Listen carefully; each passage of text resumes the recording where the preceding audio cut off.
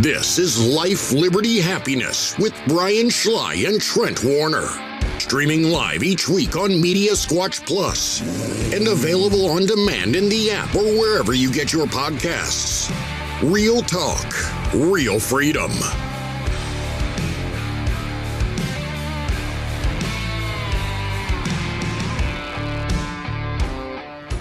All right, everybody. Welcome to another episode of Life, Liberty, Happiness. I am your host, Brian Schley. We are live in the David Hallnaker State Farm Studios. Like a good neighbor, David is there, along with my compadre, Emma. Hello. And Trent. Hey, howdy. Come on. I was not expecting that. I know. That's why I did it. Wake you up a little bit. I need to be awoken. Your eyes are going in way too many different directions. I know, because I'm trying to Pick a monitor and stick with it. make sure it looks right for you. Perfect. So the split screen and how we're doing YouTube. Mm-hmm. Last week we watched at my house. We watched some of the last episode up on the screen. Yeah. And for the first time I've been doing this show, I now realize Emma rolls her eyes behind me. Yes. And because Yeah. I've only see this direction, it wasn't until I've been watching on video, because I listen to the audio version all the time, Yeah. that I actually saw her look up to you like what an a-hole. I just don't say it out loud. Now I'm going to have to watch more often. Yeah. I will say it's fire. LLH_podcast. Yes. Mm-hmm. It's fire. Like, I mean, our production is awesome. We're above 70. Woo-hoo. Yes. We have hit 71. Yeah. Next week, we need to be at 81. Might as well go for 90. That's right. Hey, didn't you say our 100th subscriber will give them merch? Or did we not say that? Yeah, sure. It's a good idea. We're saying that now. Well, don't hold out to be the 100th, though. Well, I feel like the 100th is special. That is true. Like, Yeah, we'll give you merch. We'll find something. Hey, we'll do this. I will give you a $100 credit to the Media Squatch merch. yeah. And then if you're a listener and you are the 100th subscriber, guess what? You get to even design your own merch if you would like. Depending on what you look like, I might take you out. Uh-oh. You didn't say what gender, just what you look like. Right. I'm not going to the specifics. That's right. Yeah. So, That way I don't get in trouble at house. anyway, the perks of listening to Life, Liberty, Happiness. Right? Well. All right. On to backwards and forwards. All right. All right. This past weekend, Trent and I both did some hunting. Yeah. I told your brother as I was coming through the woods,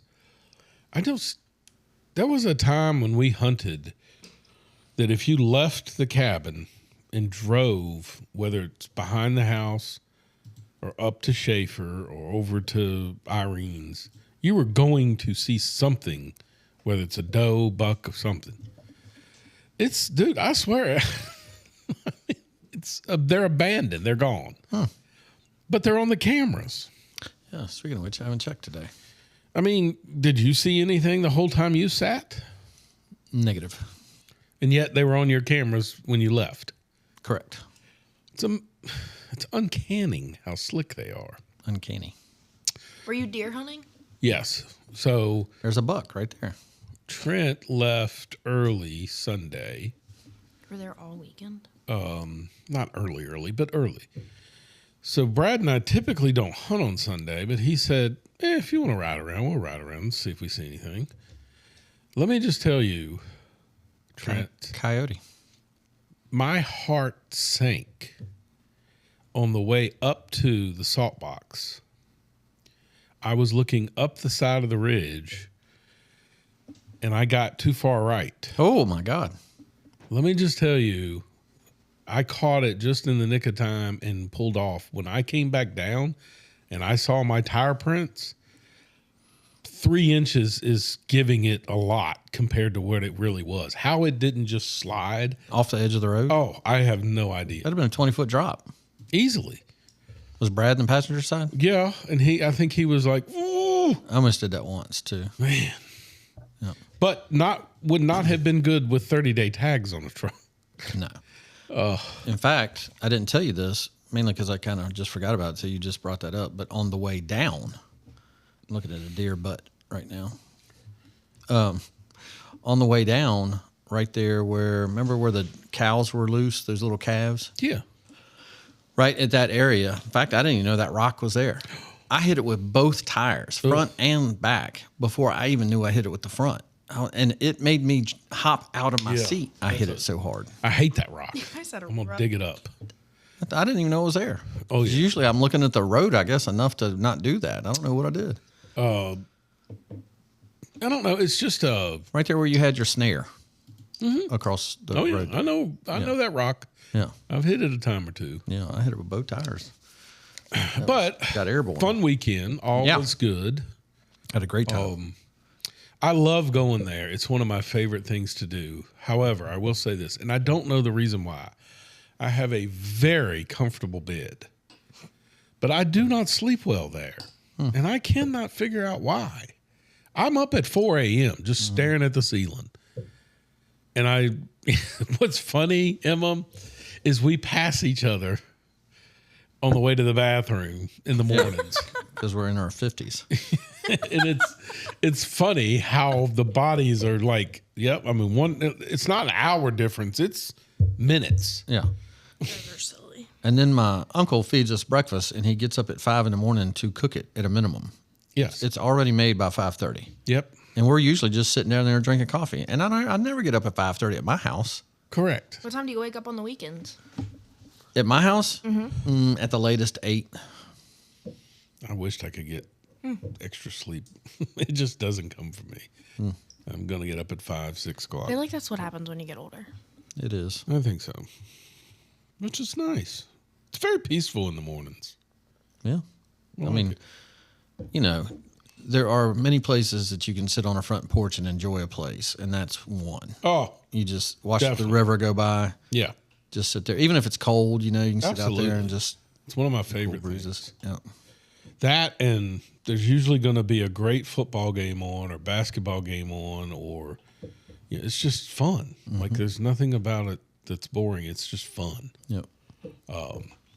So anyway, good weekend. Enjoyed the heck out of it. I am going Thanksgiving, so I'll be back down there. Your wife is making you go. Oh yes, she has. It's a great story. Brian, if I can tell it the right way, because it made me laugh this weekend. Brian decides I'm going to be a family man and tell my wife that I'm going to stick around longer for Thanksgiving. And she said, as Jason Bateman would, the hell you are. Why? She wants him to go. She's got in mind to enjoy her Thanksgiving. She's got shopping. She's got decorations. She's got Get out of my way. get out. Yeah. Yes. So I will be. I'm excited. Yeah. Upcoming weekend. Yeah, because you're forward. doing a lot. It starts tomorrow. Taking Marty and the boys, and we're heading to D.C., which I haven't been to D.C. in a long time.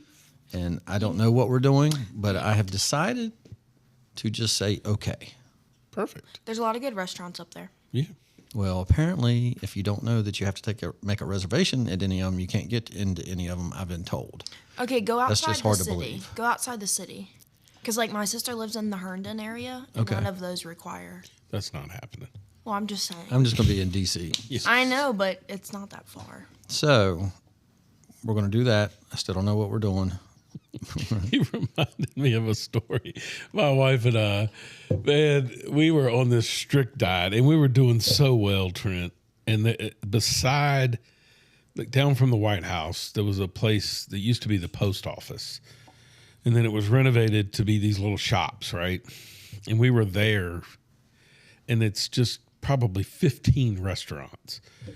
And there was this one restaurant that was healthy. And so we were looking at this other restaurant trying to figure out what to eat. And the guy is like, what do you want? Like, it's busy, right? It's DC. And my wife is like, I don't know. Like, and he's just, It's pressure. yes. City pressure. And she goes, corn dog. Like, and we're walking to the table, and I was like, how's that healthy? And she goes, he just started yelling at me. She wilted under pressure. It was so funny. I hate stuff like that, man. I do too. I'm not a fan. So here, inside baseball information for me, and this sounds like I'm so gay. I don't like going to a sports store. Marksman, Target, the archery, the bows, what do they call the tactical stores? Yeah. I can't stand going in them. It's like I don't know what I'm really looking at, and you know what I mean. They're very intimidating, and the guys know everything. Yeah. So they're like asking you questions about the grains of bullets and all that stuff. I just want to buy that box right there that's $40. I just want those number of bullets, and then. You don't want the Hornets. You would rather have those. You got the Hornadays. You know what I mean? And it's like all this stuff. Are you a Hollow Point fan? Just that green box right there. Just hand me that. So I'm not into that. So what green do you want? Yeah, exactly. So I literally am sweating now thinking about how that makes me sweat. I don't want, like, I know I need a crossbow. Right. But when I saw him in that Pro Choice place, because Grayson told me you should go to Pro Choice. Oh, Pro Choice is great. Okay, so there's 15 of them on the wall. I'm afraid to look too long because somebody's going to come ask me what I'm looking for. And I have no idea. I got no idea. I will tell you. That's a pretty one. The guy there, and I obviously there's multiple people there, but the guy there, what I liked about him was I sort of broke the ice because same thing. I'm looking at handguns to which I had never purchased. I wouldn't even try that. Forget that. And I'm looking and I'm looking and I'm looking and again, he's asking me what caliber, what feels good on your wrist, or hand, you know. And I look at him and I'm go, dude, I've never owned a handgun in my life. Yeah. I don't know what I want. And he goes, you want this pink one? No, he's like, I ended up buying the purple one, but it was for Ashley. Oh, okay. But I ended up going back and getting what I want for me. But once he found out I knew nothing, he was very educational and took his time. Yeah, but let's say there had been an old timer up there at the shelf. Would you have just kept walking? Oh, yes. See, that's what I'm saying. It's like trying to park a boat or a camper and somebody staring at you. Well, I feel the exact same. I did have an awkward moment because I told him. He's like, well, what is the most important thing to you? And I said, to kill. I said safety. I said, and the guns that have been given to me, none of them have safeties on them. Huh? And he said, on a pistol? Like he's looking at me like I'm the dumb one that would suggest that there should be a safety on a pistol. Huh. They're not. Oh, I didn't even know that. Exactly. So the only pistol you're going to get with a safety per se is one with a cock on it, right? Okay. And then you will, but there's no button like you would. I did not know that. And he says to me, and I quote, "The safety is you don't pull the trigger." True. Okay, but I don't want that. Yeah. Like what if my little grandkid's in the middle of the car? So yes, I know the anxiety. Yeah, that's why I don't go in. It's literally, I do my research online, and then I'll order something. Well, this was my first 5 years at the river. Sitting there listening to your dad and Brad and Joe and all of them talk caliber. Yeah. And I'm over there going, what's the difference between a 30-06 and a 30-30? Yeah. Still don't know. Caliber. But at least I go, yeah. Now, like the time I bought my 30-06 rifle. Yeah. And your dad says, how did you like it? And I was like, I love it, but I can't believe it only holds one bullet. Oh, dude, he jerked that gun out of my hand. Still a famous story. Oh, man. He was so mad that I would even think that. Yeah. So I get it. I know what you're doing. So you know why I shoot open sights? I don't want to put a scope on. I don't know what scope to put on it. I've just always been good with open sights, and I haven't needed a scope. I mean, I obviously have a couple rifles with them on it, but I just don't want to do that. I will say it's different nowadays. Google changes everything. Yeah, absolutely. Like you can Google it and find out, because I did buy a new scope for my 30-06, and it is night and day. Yeah. Like the old one, I'm searching, you know, yeah. And the new one, I'm just like, yep, there it is. Huh. Like it does make a massive difference. Yeah, I'd like to see you kill one. That gun has never missed. It just hadn't shot yet. Oh, no. It has killed plenty. Okay. All right. This weekend for me is just birthday weekend. So birthday week started Sunday, but nothing's happened yet. But we'll see how the week. It's your birthday? He doesn't celebrate birthdays or birthday weekends. Don't let him fool you. It's a birth month. When's your birthday? It's a week. Birth month. It is Saturday. Yes. Yeah. Yes. Saturday. Your birthday's on Saturday? Why'd you have to look that up? I wasn't sure whether the 22nd was I don't ever know Saturday that or stuff Sunday. Sunday. Oh, so to finish my weekend, I come back Sunday, and my son, is coming early for Thanksgiving for the week. Perry? Yeah, so I'm picking him up Sunday, and we're going hunting a couple days before Divorced Dad Wednesday Thanksgiving. Nice. And all my family's going to be in for that. Please don't kill the deer. Leave them for me. I'm killing everything I see. Great. Open sights. All right, moving on. Oh, no, we need a quick presentation. Yes. Forgot all about last Friday. Yeah. So, last Friday I did it was the School Board Members Association. Yes. School Board Member Alliance. And I sat in before I went hunting, Friday, I sat in on the School Board Member Alliance Symposium. SBMA. Yeah. And it was so cool, man. So I just wanted to touch on that a little bit because it's a little bit of news here, but it was so eye-opening to me to sit there. And so this group they're out there trying to make school board members normal people, right? They're not doctors, doctorates, and all that. It's parents, trying to get parents to be there. Yes. And I got to say, man, it was so eye-opening to me to sit there and, it was so nice. They had at the beginning, they had how many people stand up that has been elected just on the new school boards. And the lady that we helped endorse, Jill Dotson, was there. Yes. Okay. So I had never met her. I just knew about her. And so we talked a little bit, and I think I got her booked to come on the show. Nice. Yeah, it's really cool. Very, very cool stuff. Man, the ladies, the moms that are there that are on school boards, the questions they were asking were so cool. I'm just glad that we have sensible moms that are, juggling their families' lives. Exactly. Yeah. That's who you want on a school board.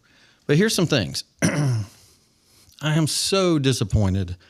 You never really think about this when you lose elections. But Youngkin appoints people in positions that will now be gone. Yep. Right? And so this lady is the Secretary of Education for Virginia. What she talked about, what our education was like when she first got on board, and the things that she changed that will now obviously go back to the way they were. Yep. So here's some of it. Fairfax, during her tenure, went from 70% reading proficiency to 40%. And you would think, you're bragging on that? The scores were lies. Right. It wasn't 70%. It was never 70%. Correct. And she said just this weekend, the school superintendent, which she said, if you want to know who the slimiest people are, school superintendents. Yep. Be careful of who you elect on your school boards, or your school boards choose. He wrote an editorial that went into either the Washington Post or the Richmond Times saying how she had ruined the scores and that now that she's gone, they will get back to their 70%. Well, how do you think that's going to happen?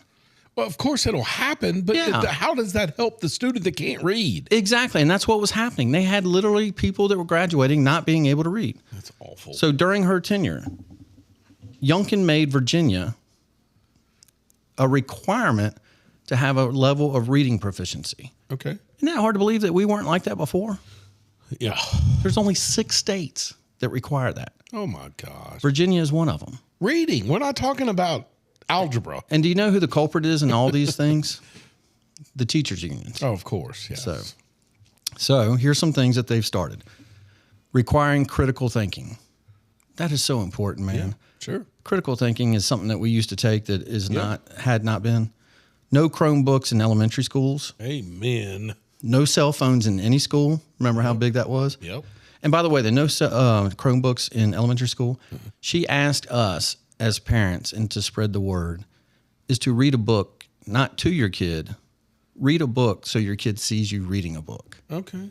Just to be that kind of a parent because it's so important. But, all right. Find a coloring book. She said this thing. This is really cool. I mean, you might like this being still in education.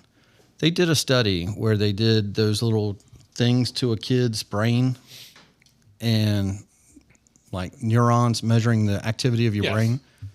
The same teacher gave the same essay that she was reading instructions to the kids. She did it on a screen. And then she read the same thing in front of the kids in front of them. And the 2 readings were done. It's a 70% increase in activity. Oh, sure. By the teacher, being in front of the teacher. Yeah. So the point was, we're not going remote. Yeah. It's the worst thing that we could have done. Absolutely. So that was cool. I had not heard this. Part of the problem, international teachers. I had not heard this. Lack of teachers. School boards, superintendents out there are hiring who they can hire. In one of the counties, one of the school board moms raised her hand and told this story. One of the teachers that they hired had only been in this country for 5 months. Wow. Fondled a kid. Oh. Because background checks only could background someone that had been here 5 months. There was no way to check the international. So they're trying to change that. Wow. So it was cool. Like really cool good stuff. one, It yeah. was. Yep. So, and this was a certificate that they gave us for sponsoring. You got that on the camera there, Emma? And I'll give that to Woody. Leave it here for him. Yeah. Cool. That's what it was. So That's awesome. appreciate y'all letting me do that and sponsoring it. And it was Appreciate life, liberty, happiness being there. cool. Yep. All right. Yeah. This day in history. This day in history. 1971. Yeah. The U.S. performed its first nuclear test at the Nevada test site. Do you remember in the 80s growing up those movies of like showing what happens when a nuclear bomb goes Detonation? off? Yeah. It was Sean Ryan that first. I was watching his show when it first dawned on me when he said it. You know, how How would the camera stay there? Yes. Yeah. So I do think we were duped. Yeah, of course. Some of that is. Some of it was production for sure. Because you remember how like it would explode and like the whole city just evaporated and Yeah. you would see the wave come Yeah. across. How did the camera make made it? it, yeah. It never dawned on me. And it was completely stationary. yeah, Yep. it's crazy. So You know what you did for me there, right there? what? It's one of those words that I know is a definite division when I hear people talk. So for me, it's nuclear. You say it the way George Bush says it, nuclear. Nuclear. Yeah, Yeah. Nuclear. it's nuclear, Nuclear. not nuclear. Nuclear. Nuclear. Yeah. My God, it's hot. I feel it. Oh, you think it's hot? Sweating. I probably wouldn't have if Emma hadn't said it I'm right before the show. Oh, did she cut the air on? It was on heat, but I turned it down. What? Who has the heat on? They all do. It's all on heat. Yeesh. All right. In 1985, can't read your writing. Oh, it's my turn. The summit between Gorbachev and Reagan, 1985. Oh, wow. Yep. Yeah. Iceland. That was, that was terrific. That was the one where we got what we wanted because we were able to walk away and not agree. Yes. And Ronald Reagan actually killed something that weekend. The house that they were staying in. He killed the fish, the goldfish. It's a true story. It's in his book. Never heard this. Oh, you should read his book. It's phenomenal. Huh. Literally, he had told his staff, if I can get Gorbachev away and spend some time with him one-on-one, this will work out. Yeah. So he was staying in a house on a lake. You know, a host family had given their house or whatever, and the house had a little, I don't know which Koi pond? recreational house down by the lake. So Secret Service, two things happened. Secret Service was supposed to go in, get the fire going, get everything, and then he was going to meet Gorbachev there, separate from media. Nobody was supposed to know. You know, Secret Service set the damn place on fire. No joke. The chimney caught on fire. They had to put it out. They had to literally paint the room. All of this before they got it done, and it did happen. But while they were staying there that weekend, the fish died. That's so sad. So Reagan had Secret Service or whomever, go purchase a new fish and put it in the bowl. He gets a letter from the kid later on that says, how thoughtful for you to replace the fish that died. Like he found out about it. Yeah. But it was just so it was in his book as, one of the fun things. Yeah. He was a good dude. Reagan was, yes. Yep. So anyway, that's cool. Moving on to drama. Is there a State Farm commercial in there? It will if you let a professional get to it. Oh, I just assumed in your syllabus when State Farm commercial was ahead of drama that we missed it. It was, but it cut off because you went long on your 6-hour presentation. Well, So I'm trying to stay within the thing here while Emma turns the air on. at least it wasn't an interview of. And I'll come back to that. Yeah. What? At least it wasn't the interview of Sean Ryan. What do you mean? That 10-hour interview discussion you gave. I will stop this show right now. Landman is back. Yeah. First episode, did you watch it? Oh, it's already back on? Yes. I can only do one thing at a time, so. Okay. Yeah. So, yeah, it's back on. I love it. But now you got to wait each week to watch one. Yes. No, I that can't do sucks. that. How many does it say how many we're going to have this season? It does. I don't think so. Because sometimes you can click on the episodes and it'll just tell you, coming soon. It'll be I 8 didn't of them. see that. Please, Emma, don't kill yourself. Yeah. Or me. I wish this is on video. Let's see if I can. What are we doing here? It's literally a button. You don't have to climb up to it. Well, it's going to take a while to switch. You think you just hit a button and it goes from heat to cool? This isn't Southern Air. Maybe it'd be nice to be sponsored by Southern Air. What are you doing? Why is it closed? It will restart up. It has to, as a compressor. Is there a thermostat? Shout out to one of our loyal listeners, Adam, We need to have him on. and Southern Air. There you go, Emma. All right. Yes. It's no need to fix it. Hey, do we have Give it time. a permanent Carolina Kevin picture to put on when Carolina Kevin calls? No, but Marty thought that was a great idea. Well, we had do him on need the to do screen. that. Yeah. Anyway. I'll email Emma one. Yeah, we'll have to talk about our care packages later. Oh yeah, I can't wait. What? up. I want a care package. He didn't send you one? No. How Emma get rude. nothing. So, Who is this? my brother.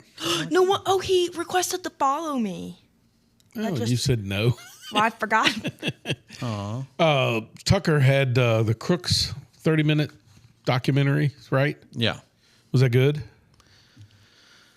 it was riveting. Okay. It was exactly how Tucker does things, which you have to be a little careful right now because Tucker is getting slammed by so many people Yes. right now, and it is absurd the things that they're saying about him. Okay. Because I watch almost all of them. I have a theory on that. Yeah, well, I know what it is. What? Go ahead. Well, I mean, Trent, for years, ABC, CBS, NBC, Fox, CNN, they're all fighting over advertising dollars, right? Yeah, Now that the major networks have pretty much lost everything, yeah, people are listening to Tucker, Megyn Kelly, absolutely. and so you're still fighting over the same advertising dollars. Yeah, So when things aren't going your way, you're going to start knifing the person that's getting all the advertising dollars. true. And I think a lot of that is that. And you, for some reason in today's day and age, you can't have a differing opinion on anything No, exactly. or else you're done. And then He's crazy. yeah, exactly. Anti-Semite, Right. all that stuff. It's just stupid. So I've watched enough of him to know that he predicted around April that was going to start happening. Yes. That it was going to be because of his stance about Israel. Sure. The anti-Netanyahu stop. Not that he's anti any of that. Just Right. stop saying yes to everything. Yeah. Don't get into war with Iran. So that type of thing. Yeah. So And you can be wrong about that. yeah. And He can be right and he can be wrong. he's got an hour long. I started last night, but since I watched the Times Crooks one, I couldn't keep doing it. But it was the line was great. I am not fighting Mark Levin. I'm fighting not to be Mark Levin. Sure. Oh, it was a great line. Yeah. So, but the Thomas Crooks thing, it will infuriate you, I am infuriated. and it's also upsets me that Dan Bongino and Kash Patel keep coming up there and saying, and we said this on the podcast, or I know I did, is stop telling me there's a nothing burger there when you haven't told me what you've seen. Yeah. Show me that it's a nothing burger. Stop telling me you've seen the stuff and there's nothing there. Well, tell me what you have. Yeah. And the stuff that Tucker showed that he found, it was almost like WikiLeaks was able to find the thing. They kept telling us that Thomas Crooks was not an online guy. He did not have an online definitely footprint. was. Yes, he definitely had it. And it was post after post after post that he showed you what it was. And then the guy that he was talking to, who was the guy? Yeah. You know what I mean? So it's so much of that stuff, but Sure. he hits some things, and I don't want to give it up because it's a good 30 minutes. It's only 30-minute one versus his 2-hour ones. Mm-hmm. Very, very worth watching. Good. Yep. All right. And tonight's the final episode of Murdoch. Hulu's Murdoch. Is that any different than the other ones? So much better. Oh, really? So much better. Okay. Because it fills in the blanks with dialogue. Sure. So it's an act, and the people that are acting, you know how they do a really good job of finding characters that look like the people. Yeah. And it even says at the beginning of the show, this is fictitious, but it's based on their research. Yeah. So certainly somebody was on the inside to have told them as much as they told them. It's really well done. Somebody brought up the point the other day. What was his motivation for killing them both? Like, what's the motive there? I don't think I'm giving up anything by saying this. When you're under A, the drugs that he was taking, okay, but B, the stress that he was doing, and the stress, a lot of stress that was put on him was outside of what his control was because of his son, which now he's under financial investigations. Sure. Because the people that are investigating his son are trying to sue them, and he's trying to get out of the lawsuits, and he can't get out of them. Right. And so the very next day is when he's supposed to give his deposition about his financials. Okay. So anger of his son that kept getting in trouble. Okay. And B, his wife was then going to find out that he was going to have to sell the house at the beach that she was at the exact time renovating because they had separated. Yeah. She only came back to the town to see his dad, who was dying. I got you. So this was a chance to not have her find out about his issues. All right. Drama is brought to you by State Farm. Need insurance in Bedford? I'm David Honecker, your local State Farm agent. Whether it's home, auto, or life insurance, we've got you covered with personalized service and great rates. Let us help you protect what matters most with the reliability and trust of State Farm. Call us today at 540-586-8194 or visit our office that is conveniently located at 1232 East Lynchburg Salem Turnpike in Bedford, right beside the Walmart. We are your go-to State Farm agent. Like a good neighbor, State Farm is there. Call us today. Do you ever go to a TAP 221? Yes, it's good. When you talk to people and say, meet me at the restaurant, and you want to give the abbreviated version, what do you say? Meet me at 221 tap. I don't know. All my friends say, we're going to 221. And I say, you mean tap? Yeah, you can't say just 221 because... I say tap. I think you just call it tap. So meet me at tap. Nah, it's got to be 221. Of course. Just do 221 tap. Solves all problems. Or tap 221. Nah. All right, headlines. ABC News. Senate officially passes the release of the Epstein files. Dun, dun, dun. There's no other big news than that. It's ridiculous. NBC News. Epstein files. Bill heads to Donald Trump's desk for signature. Like he's not going to sign it. CBS News. Epstein bill headed to Trump's desk. Sounds familiar, doesn't it? Yeah. Fox News. House Republican chairman refers Jack Smith, former deputy, to DOJ for prosecution. So those are your legacy media headlines. We'll talk a little more about Epstein coming up in what's happening. Yeah. Yeah. I'm just Epstein out at this point. Yeah, I can't stand it. So, all right, moving on to I do think, obviously, we've handled it the wrong way. If you could have let everything go now, why couldn't we have done it 5 months ago when it was big? Who gives a damn? Let it go. Okay. I don't know what you're going to get, I guess is what I'm saying. How would you know? I think you're getting ready to, and I think you're going to go, there's got to be I don't more. care. There's got to be more. So why hold it? Well, I think that's it. I think somebody's saying it doesn't matter what you release. They're always going to say they're not holding. If that's the case, you could have done it 5 months ago. Okay. Why'd you make it a big story? Let it go. All right. That's what I'm saying. We handled it wrong. It's all we've given the Dems for 5 months is bitching about Epstein. They literally ruined our government for Epstein 30, 40 days. Yes. And as soon as they went on a Sunday vote to put the government back on, it's Epstein again. Sure. So tired of that story. He's on my not thankful list. Perfect. All right. Moving on to sports. Yeah. It's time for sports.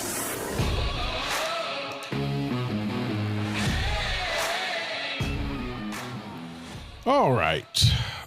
Virginia Tech. That is a big story, obviously. The headlines everywhere. Virginia Tech got their man. James Franklin was introduced as the new Virginia Tech Hokies head football coach. I was shocked by that, actually. I was too. I was shocked that they were able to pull him from 2 SEC schools. I thought for sure he's the guy that they should get. Yes. I just really thought with all the big openings that Yeah. he would choose a bigger school or an SEC school or something like that. Yeah. And obviously I got a text from a UVA fan that said that, the first Big Ten job that opens up or SEC job, he's going there. And I'm like, well, wait a minute. He had an opportunity to go to an SEC school, and he didn't. So, I watched his press conference today. Yeah. You put an F. Yeah, like F. Oh, I thought you were saying this is a F higher. Like it's not. Oh, that's what I thought too. No, hell no. I'm mad that they got him. Yeah, I think he's a good coach. Yeah. Of course, I got a video from the same guy that, shows this guy talking about how horrible James Franklin is as a coach. Right. You mean the guy that won at Vanderbilt and the guy that took Penn State to the top 5? Look, I looked at him. I had no idea. In 10 years, they finished in the top 10 every time. And then, or I think it was like 5 times. Mm-hmm. And then when they were outside, they never finished outside the top 25. Yep.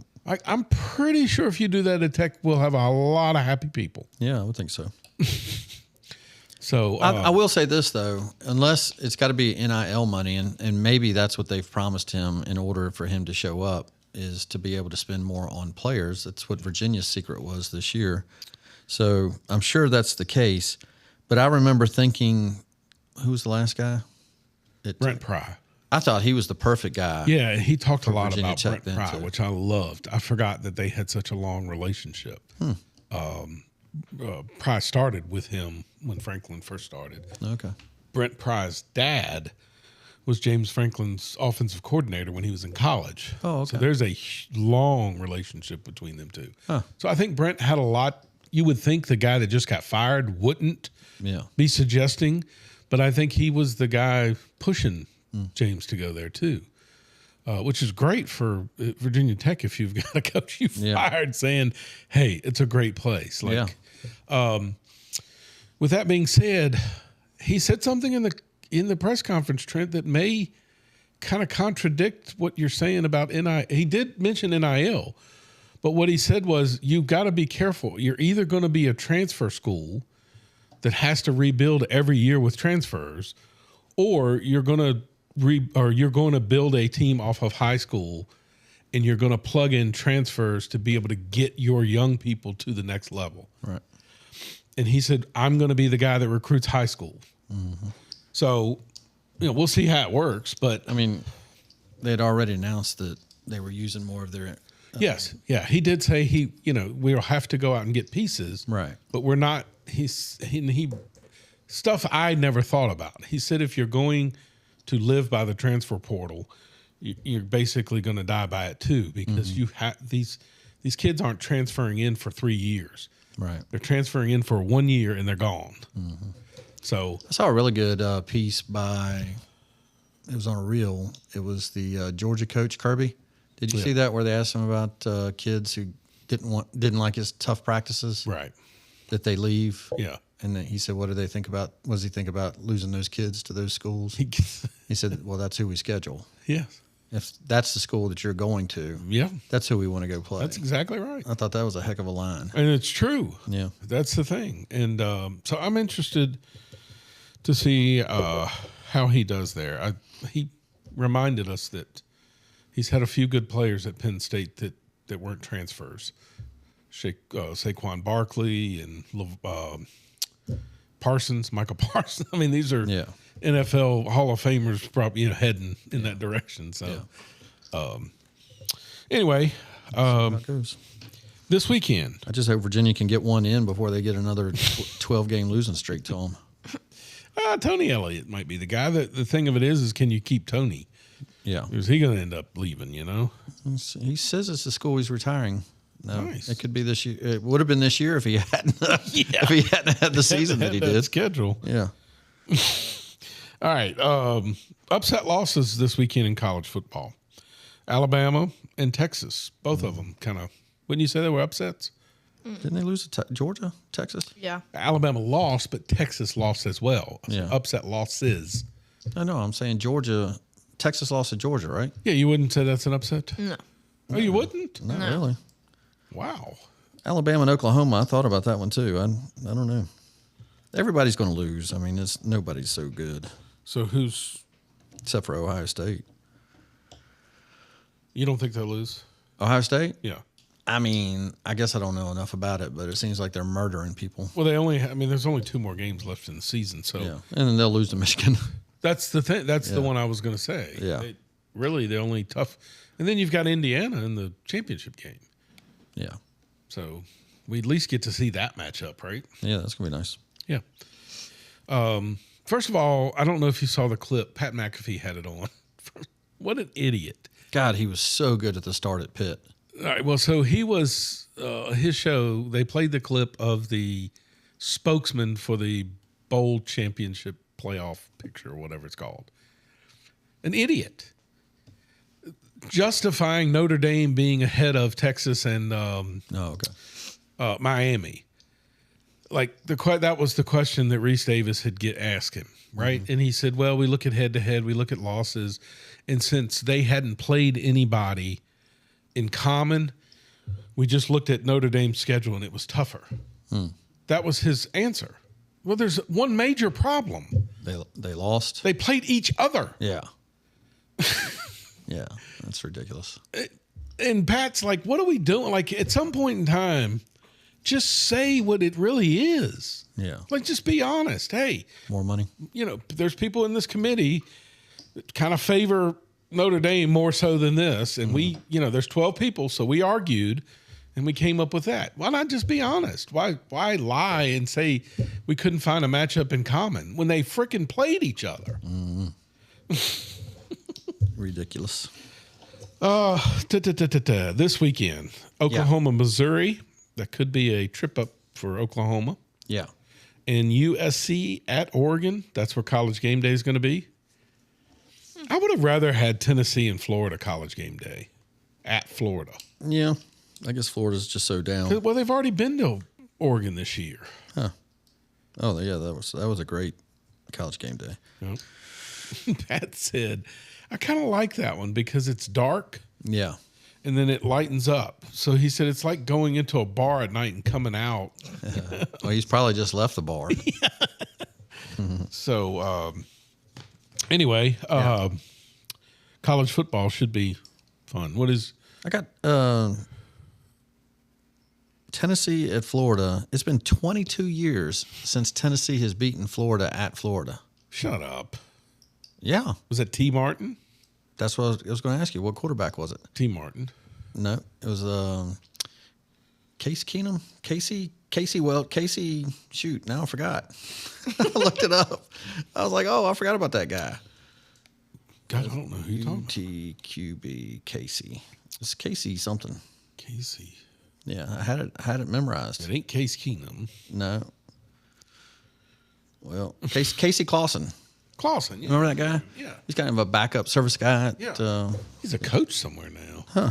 Anyway, that was the quarterback 22 years ago. Yep. I guess T. Martin would have been before that. I probably already got a text from Dave. Oh, my God. Yeah. And he's mad. He's still mad about the loss. They're ready to fire, what's his name down there at Alabama? Don't you think? Yeah. Well, I'm sure they are. Like, everybody at Alabama wants to fire the guy because he's not Nick Saban, but come on. They're going to still make the playoffs. No, they always give you, he doesn't match the culture. Oh, yeah. There, right? Don't you think he's going to make the playoffs anyway? Yes, of course. So, just be happy. It's Thanksgiving. It's Thanksgiving. Give thanks. That's right. You should. NFL. Do you think KC is in Super trouble? Bowl. Super Bowl. Oh, you got them making the playoffs. Yeah. Playoffs. Yeah, they're 5-5. Yeah, that's still, they got 17 games now. Okay. 7 more. I put, here's some of the surprises. I mean, that was one of the best games of the Yes. NFL season. Yes. I mean, they have obviously they're in the same division, but man, it's like they're the prime time game every weekend. Yeah. So they've had a heck of a season. Tough season. But the surprises for me have obviously been the Patriots, Colts, Yep. and then the Denver Broncos. Yeah. But because Denver's winning it with defense. Yeah. That's what's so awesome about Denver. They haven't even hit their offensive. What I love is how much crap that coach took when he got there with the Russell Wilson thing. Yeah. And, Sean Payton. and then, I think of Michael Wilbon just chewing him out and hating him and all that stuff. The two people he hates the most is that coach and Aaron Rodgers. It's like, and it's all political. Yep. So here's what I find interesting about Sean Payton. You went to Denver, and the defensive coordinator that you got was the guy that Denver fired as a head coach. Oh, really? Yes, Vance Joseph. Huh. That Michael Wilbon hated Ah. because they only gave him a year. All right, well, he got him back to Denver to be a defensive coordinator. So how good is Sean Payton? That's pretty cool. And by the way, to me, the best defense in football right now. Yeah. I mean, phenomenal.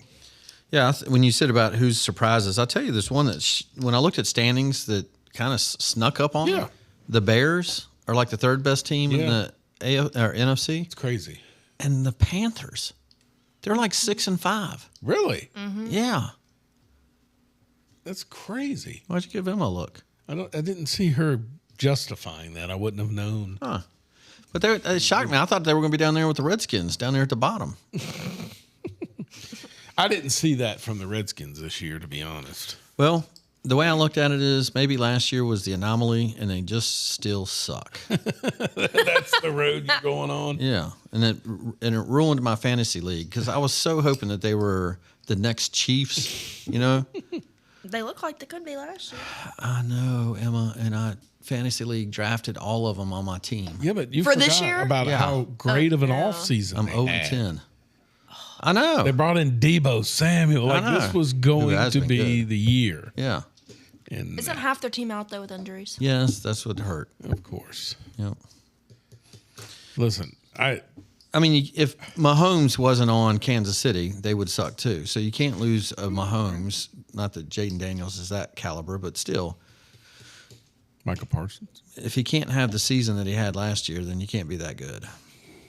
If you're Michael Parsons, you left for the Packers. Yeah.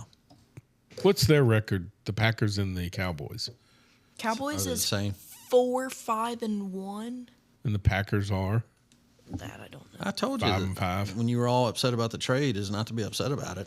No, because the One person doesn't. make a Cowboys damn got difference. like 4 defensive players here recently, Did you and wa- they still yeah. got all those draft picks. Did you watch Cowboys on Monday? Yes, They actually looked pretty good. they do look good. Emma, let's not go But- crazy. Who No, I got- said they did. But did they as play? Trent always says, this is November. But also, see what they look like in December. Yes. Raiders didn't look that bad either, even though their record's like 2-8. The Raiders are awful. I like their tight end, They're awful. Brock Bowers. That's perverted. You I don't do like Brock Brock Bowers? Bowers, but I'd also one of my like favorites. Crosby too. He's awesome. Anyway, moving on. Yeah. Speaking of Vegas, Yeah. that's where F1 will be this weekend. No kidding. Yes. Can't wait for that. You don't have anything about the NBA. So we didn't talk F1 the last time, and I wanted to talk to you about it. Yeah. So going into that weekend, Verstappen is behind both McLaren drivers, right? Yeah. Still mathematically available or within the hunt. Okay. He goes into qualifying and qualifies 18th. Wow. So they change an engine, right? So he starts in the back. Midway through the race, homie is leading the race. You're kidding. And I'm just like, this can't happen. Yeah. Like something is wrong. Like he hasn't done a pit stop or something. Yeah. No. So he did have to pit again, but he cycles second. He ends up finishing second in the race. Now he has a new engine with the rest of the races. Yeah. I don't think he can catch Lando, but I do think he will pass Piastri. Huh. Which to me is an amazing feat compared to where he was. Yeah. Because at the time, Piastri was way ahead of everybody. He's just had an awful. Yeah, been a tough run. Yes. So, anyway, interesting. We'll see how Vegas goes this weekend. It's going to be interesting. They're still racing the pig. What's the pig? Oh, that's what they call the track. If you look, you know how really? you know how you look up in I the didn't know corner. that. Yeah, if you look up in the corner, it looks like a pig laying down. I think he's losing it. I didn't No, know. I promise you. Type F1 pig track, and you'll see the track She's right there. layout. Oh, there she is again. Just F1 pig Vegas track, and I'll bet you'll see the Hey, baby, let's go to Vegas. pig track. There it is. See if it does it, and see if it's got an image of it. Yeah, right there. That's the Oh, it layout. does That kind of look like a pig. Barely looks like a pig. What do you mean barely? Look to the right. I will agree. I said it looks like a pig laying down. That barely looks. What is this? Reddit. It's a pig laying down. All right. That Look, they even traced it out for you there. Homer Simpson holding up the pig. that barely looks like a pig. You just want to argue. It's a Homer Simpson. Anybody that saw that, if you went up to 10 people that knew animals and asked them what that track looked like, they would say a pig. Only if Caitlin was here. Caitlin might know it. Sue. Yeah. What is her pig's name? Sue? Why do we have that screen? Sue, That Pooh, screen has bothered me since the Lou. whole. Oh, this is a similar. Rue. Yeah. This is one of my clips. Yeah, we should have. We're getting ready. We should have hit her though. That's what I'm not thankful for. This will make you sick to your stomach. Yeah. Do you ask what our pigs' names were? Yeah. Sue, Pooh, Lou, Rue, Tubby. They got 4 pigs. Five. Sherry, Terry, Carrie, Sue, Pooh, Lou, Rue, Tubby. and Jennifer. Sue, Pooh, Roo, Lou. They should have 5 pigs. Yeah. One's in the house. So my dad's family, what Brian is alluding to, my dad is Jerry, and then there's Sherry, Terry, Perry, and Carrie. Did you do Perry on purpose? Did I? Yeah, he named Perry I'm after named himself. after my uncle. I didn't know that. Well, now you do. No, I meant like the theme. Is that an eye roll? All right, moving on. What's happening? It's time for news. All right. Yeah. So Yeah. I found this video, which I found disgusting, Okay. but I wanted to talk about it because Yeah. we oftentimes avoid the issue of abortion. Where I think Republicans make a massive mistake about, and Christians, is they think, it's none of our business. We should just stay out of it, right? Mm-hmm. Here's the problem. While you're doing that, you have a group of society that is constantly educating younger people that end up thinking like this girl. Ugh. And it just this is what happens when you change the conversation from, is it a human being? If so, when does it become a human being? Then they go to, well, what about in cases of rape and incest? We can have those discussions. Yeah. Those are abortion discussions. The problem is they change the narrative to my body, my choice, right? Yeah. And this is what happens when you educate a group of people with my body, my choice. They become numb to what a human being really is. Well, there's a lot in our society is doing that. Oh yeah. But Not this just is abortion, this scares me when I Kill, hear this. murder and death and So this is a interaction between someone on a college campus talking to a person who is speaking against abortion. And if you listen to the person who's speaking against abortion, she's not saying you're a terrible person. She's saying, how can we help you? Okay. Like, so Charlie's all right, way. Cut one. So I've had an abortion. Do you think I'm an evil person for No, I having an don't. abortion? No. Then why? So I'm if sorry I you were to had get- an abortion, and I wish I'm not. And I wish I'm not I sorry. wish you felt like you didn't have to choose. No, between I your wanted life to and your choose child.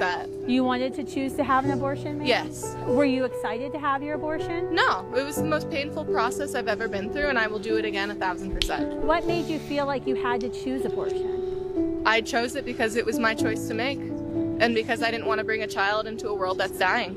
The world is dying? Yes, the world is dying. How is that going to help the world from not dying? Well, why would having a kid while I'm trying to go through college and support my family, how would that benefit me? Well, do you think your life is just about you? Yeah, it is, because it's my life. Do you think you have any duty as a member of our society, or do you think your body or your life is meant for anything greater than just your own pursuits? No, Is there any point to this life? no, I feel really sorry for you. I don't.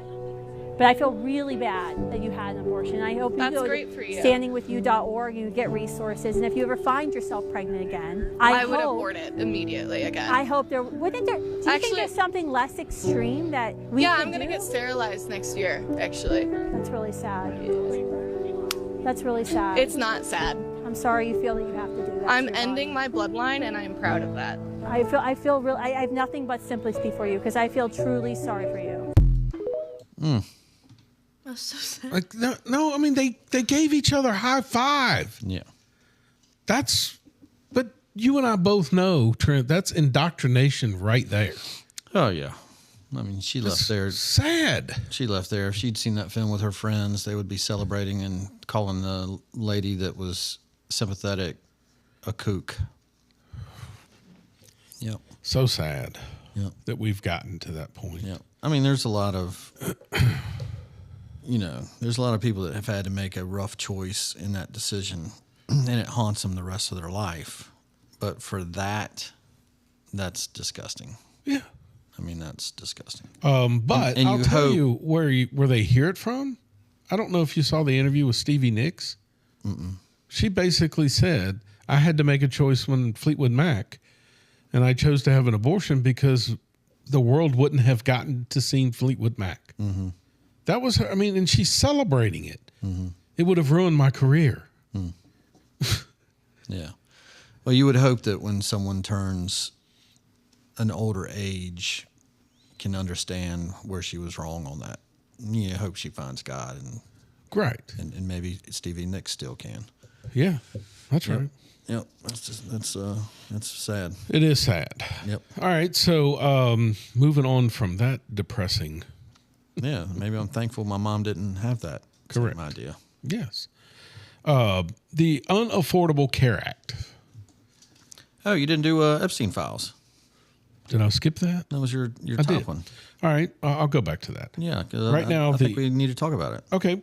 Right now, the Unaffordable Care. Oh. I don't know if you've noticed, but I'm watching commercials now from insurance companies Oh, wow. that are saying, please contact your congressman to continue the tax credit. Yeah. We have for-profit companies now Follow the dollar. doing advertising to tell congressmen to take your tax dollars Yeah. and give it to us, Yep. or else we're going to raise your tax bills Yeah. or your insurance. Insurance. Yep. Like, it's crazy. Now, on to the Epstein files. Yeah. My immediate theory on this piece of legislation that passed. Yeah. You said you called it the mishandling, which that's perfectly fine. You Sure. can absolutely say that and be justified by saying it. However, politics sometimes there is legislation that I say absolutely does nothing. Right. And like I'll give you a real quick example that I think of, marijuana. When people think it's legal to smoke marijuana now in Virginia, right? They decriminalized it, but you still can be arrested and still given a citation for a fine for smoking marijuana. It's not legal. I didn't know that. Right. But your congressman can come back and go, hey, we legalized marijuana. Right. Because we passed legislation that allows you to do it. Doesn't mean you can't be fine for it. But I mean, you know, stuff like that. And I look at this legislation and I'm afraid that what you're going to find out is that you're going to get documents that mean and say nothing to you. There's nothing there. There's no smoking gun that we keep thinking is there. Well, first off, I don't understand the process. How does Congress and the president get to dictate what the Justice Department has to release? Like, Again, I still don't understand that. I don't understand. So they were holding on to this until the president tells them to release it? Well, the president told them earlier this week to release it. Sure. And now Congress passes a bill for him to sign to release it? I'm not understanding the whole situation. I thought that the reason we don't know anything yet is because there's a judge out there that won't let the documents get released. That is true, and that's still going to happen, by the way. So, yeah, that's what I'm saying. So how does the president signing something change any of that? It doesn't, and that's what I'm afraid of, is we have screamed for something that's not. Here's why I know 100% that this is BS. Yeah. They all agreed. Yeah. You can't tell me if there was stuff to hide, there would be opposition. Yeah. There was no opposition. So, okay, I do agree with you that at the end of the day, everybody's going to be disappointed because, and this is my hunch on it, is that Trump wasn't implicated in anything, right? Okay, so the other reason I think that that's the case, well, obviously we've said this in the past. If it had earlier, then the Biden administration would have done it, right? Yeah. Somebody in the FBI would have leaked it and shown that he was the pedophile. However, if with him not in it, I'm already seeing people saying the Republicans are scrubbing the information to retract any Republicans from being in the documents. And I think I was like, here we go. There's nothing that's going to come of this that people are going to go, okay, it's all transparent. Correct. They're going to keep saying it. So again, I rely on listening to Alan Dershowitz because he's been involved in all the trials, right? Mm-hmm. So he said, here's the reason why this is a very bad thing. There's not this smoking gun that you're going to find. However, here's what you are going to find.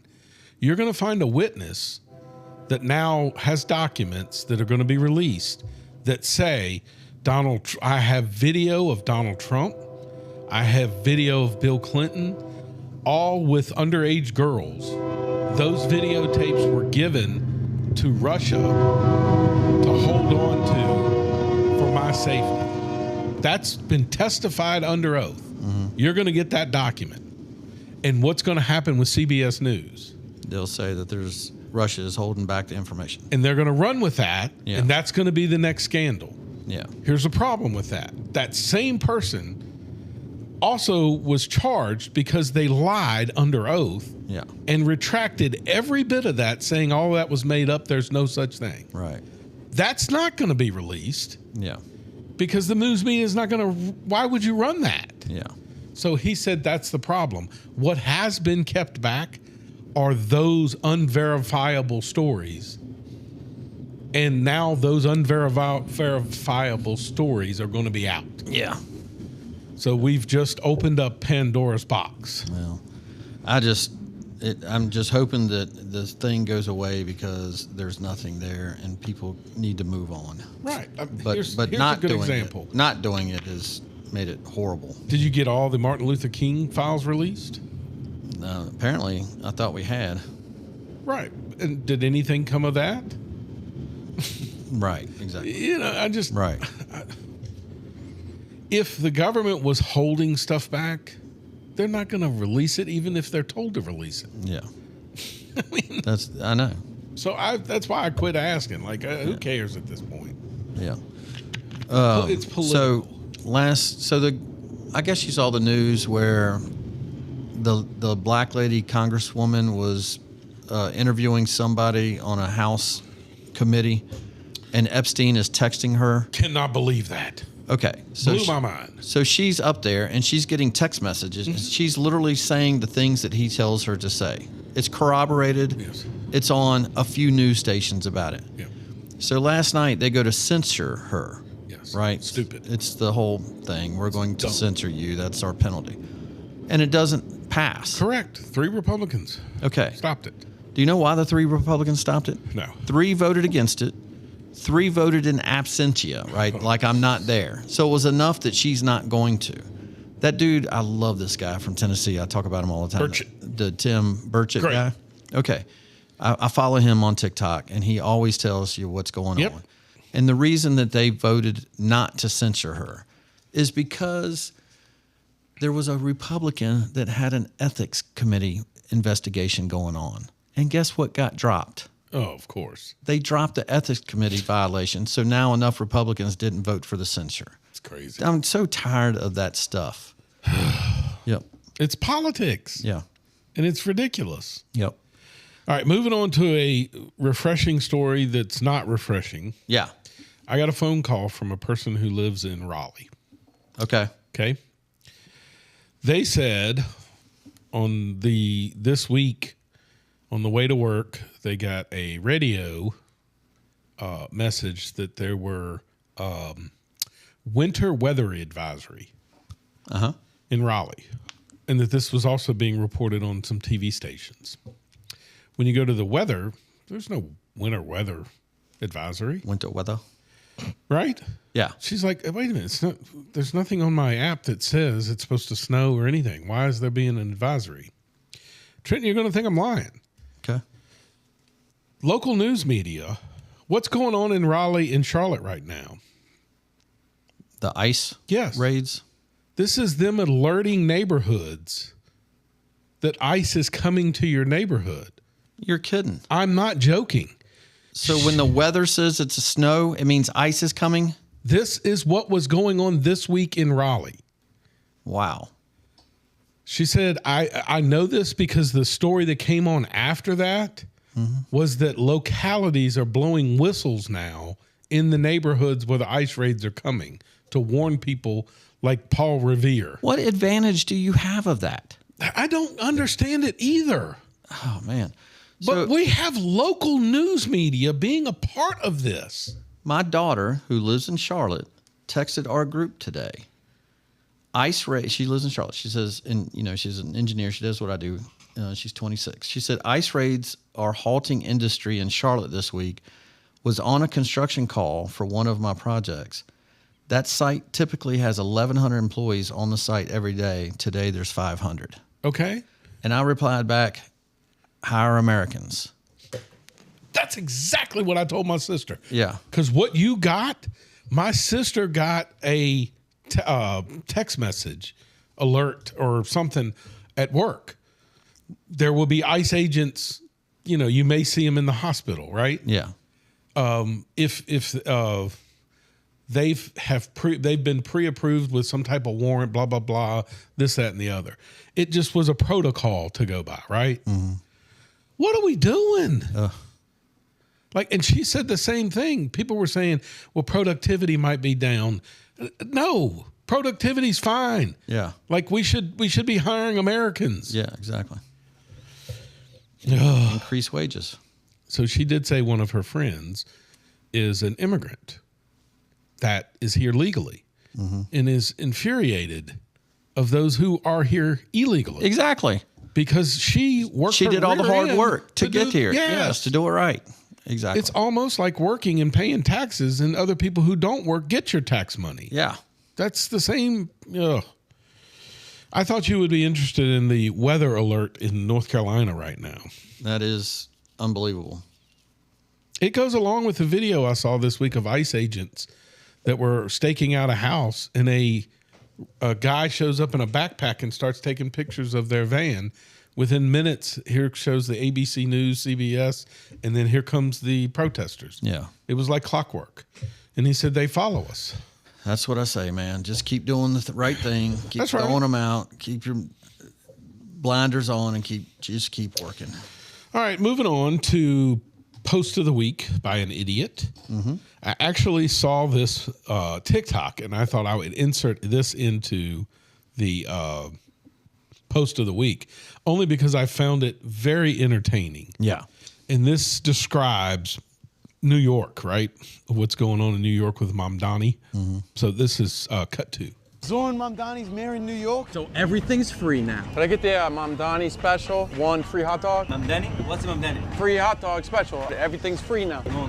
That'll be $4.68. No, it's supposed to be free. It's Mamdani's New York now. Everything's free. According to who? Well, I'm not going to pay for it. Just get one of these. I'll get this. And I'll get a Kit Kat. Thank you. Hey, what are you doing? Everything's free now. Ain't nothing free, man. Is this one of those Mamdani grocery stores where everything's free? No. No? So I have to pay? Yes. New mayor, they told me. Whatever it is not a government owned. Oh, it's not. Oh, okay. Can I get a free ride to Central Park? There you go. Whoa. It's free. It's transport. But the subway's free? So runs New York City. Come on. Jump over there and get the door for me. Okay. There we go. Thank you, bro. Thank you. Worries. Yeah, thank you. That's, isn't that what you would think? Yeah, it's coming. Free. Everything's free, man. Everything's free. You don't have to pay for nothing. Nope. Oh, so that was my post of the week. Cool. Now to a little more refreshing win-win-win. We're going to win-win-win, and we're going to make America great again. I love when we get, like, he has to go down as the funniest president of all time, does he not? Easily. Hands down. Yeah. All right, so let's see what we're in store for. Cut 3. I love the Fed job. To me, it's the easiest job in the world. You play golf for 28, 29 days, then you go and make a little speech, tell everybody, in the case of the current guy, the wrong information because he has no clue. But if you have good instincts, it's all based on instincts. I see they want to hire 3,000 economists, 3,000, to report to the Fed chairman. What are they going to do? Take all this information? 3,000 economists. That's why they're spending $4 billion on renovating a building that should have cost $25 million to do. That's awesome. So, yeah. Hey, that's their win-win. by the way, back to the illegal immigrants. Yeah. Okay, there's two things that probably the hottest topics this 8 months that or 11 months that we've been in under Trump. Okay. Tariffs and illegal immigrants are two of the top 10 for sure, two of the top 5 maybe. Yes. All right. The great thing about both of them is you can adjust. Yes. For example, if you kick out all the ICE people and you lost all the workers and you hired the Americans that you could hire, what you could do is legally do an import. Like you could change the number. Yeah. Like, hey, we will have this many documented workers. Yep. But you got to do it through a documented process. Sure. Listen, I don't think anybody has cared about immigration being legal. Like that's if you want to make it right. You can't just walk across the damn border, idiots. But one thing we all agree could happen better with today's technology is it shouldn't be a 20-year process. Right. We can shave this down to a year or whatever. Yeah. So that is something that we should be able to fix. Yeah. But we won't because we'll do all the smoke and mirrors and immigration and this, and we care so much about you. So tariffs, too, is the same exact thing. Tariffs get you to the negotiation table. Correct. You can release them then. What did they say? Who will pick our fruit? Like, it's one of the most racist things you ever said.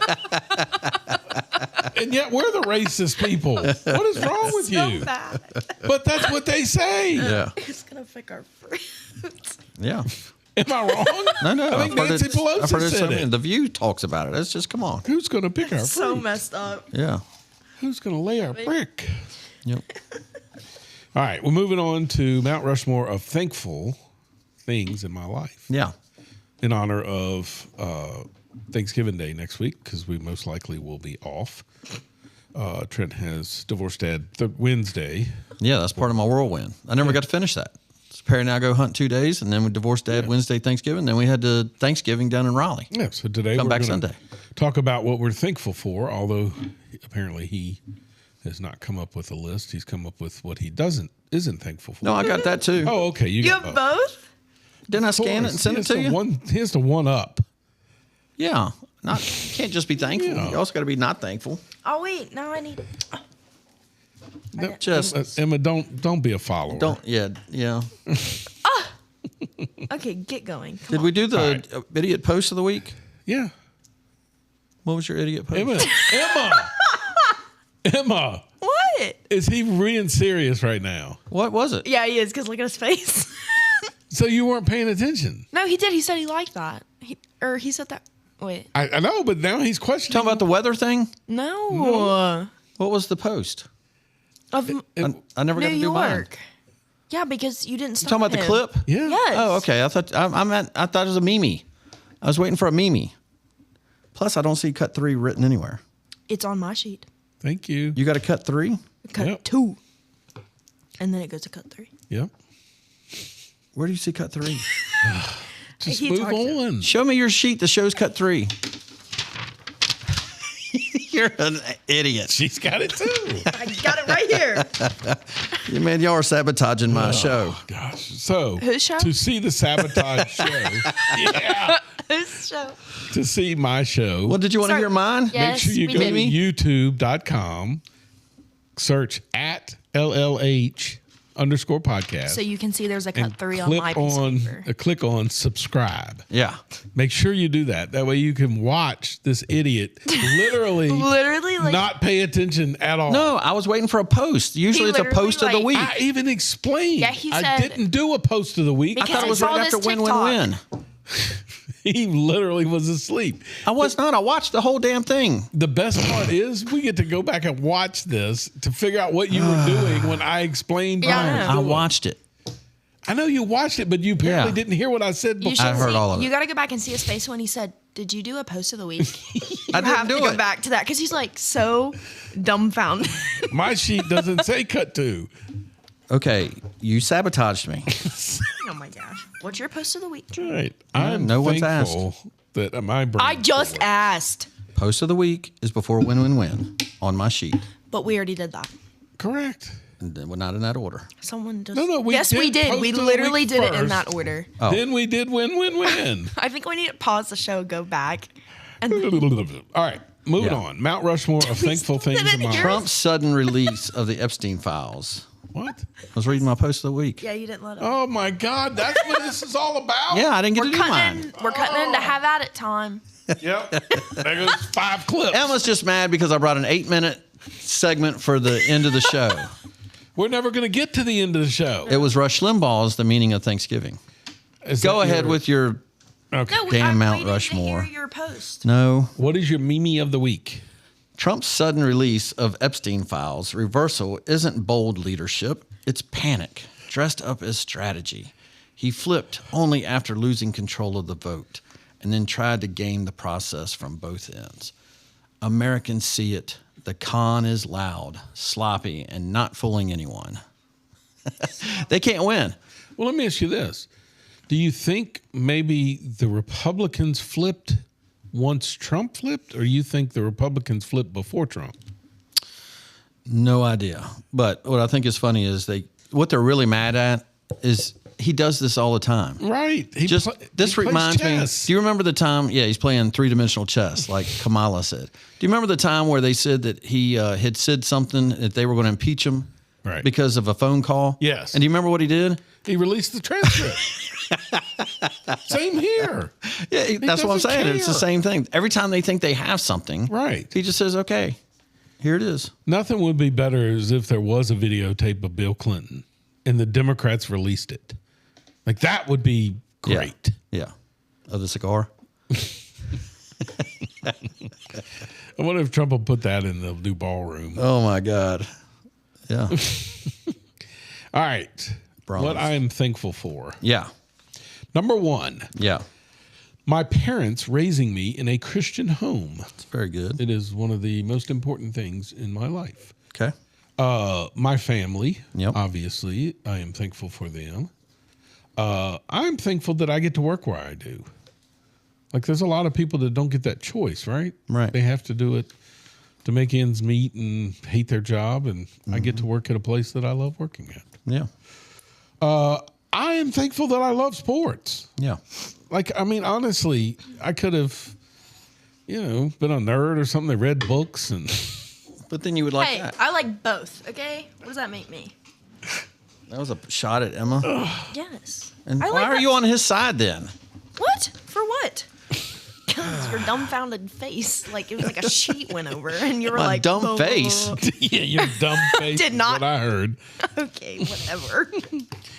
And then let's see. Last but not least, my friends and colleagues. And the reason I say both is there are times I'm sitting in meetings and I go, man, if I didn't go through what I went through with different friends and colleagues, there's no way I'd be prepared for this. Yeah. So I'm very thankful for my mentors, my friends, colleagues, and everything. Yeah. That is my Mount Rushmore of thankful things.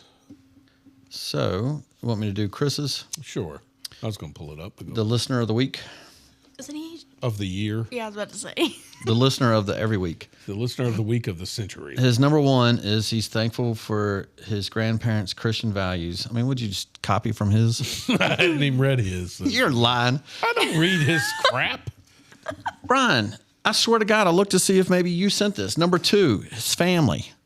Oh, I swear I didn't read his crap. Oh, my God. His number three is to get to work where he does. It does not.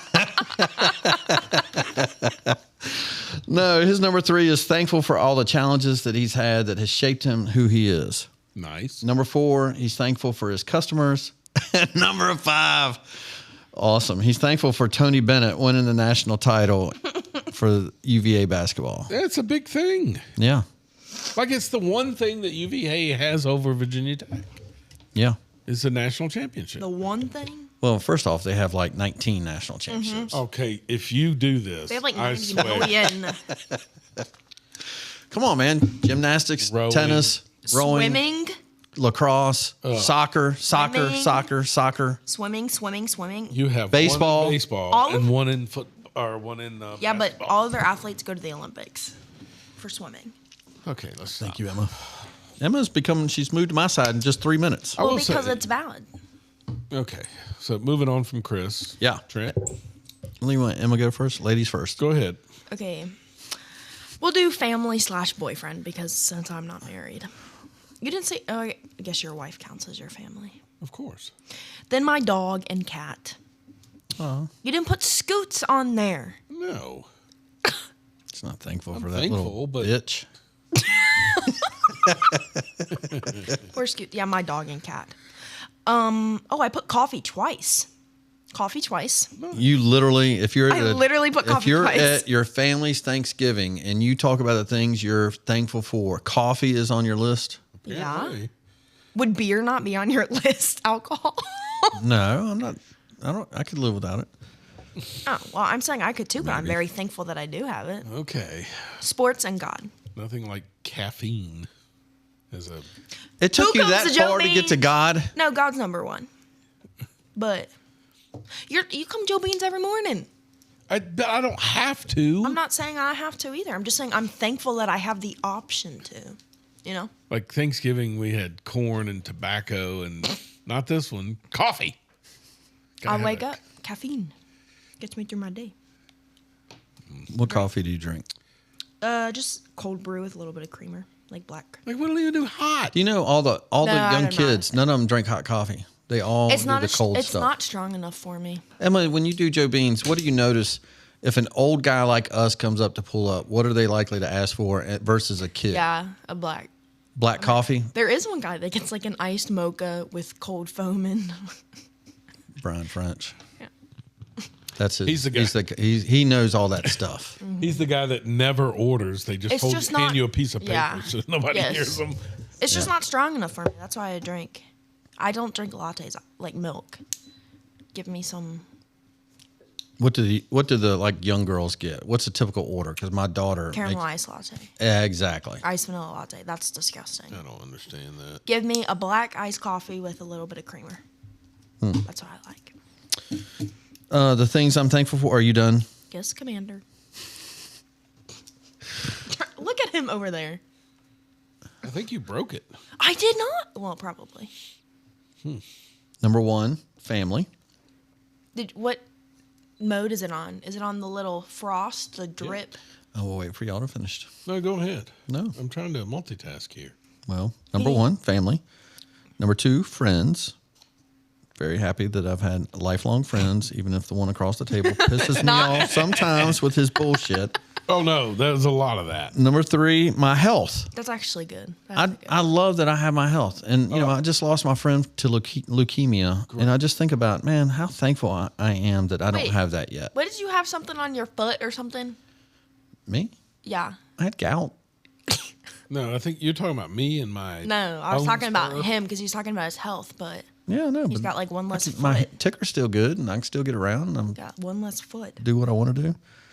You both are losing feet over there. I am very happy, and I don't want to step on toes here with Brian, but since he's not listening, he won't know. My parents are still around. Oh, yes. I love that me and my dad went hunting and had that little together moment. You know what I mean? Yeah. Do they live here? They live in Vinton. Vinton. Okay.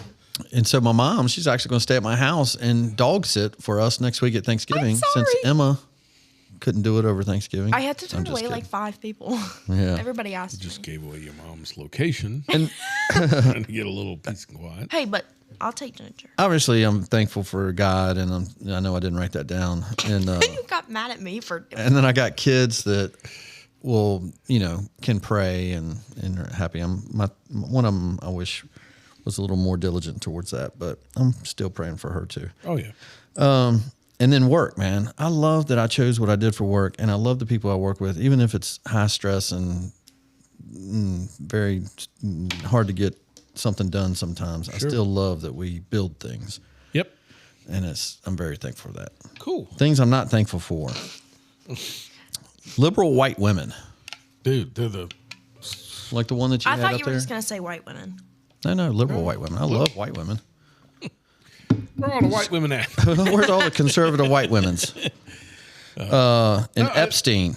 I got Epstein on my list. You remember? I wish that guy had never lived. You remember being at my house? My prayer.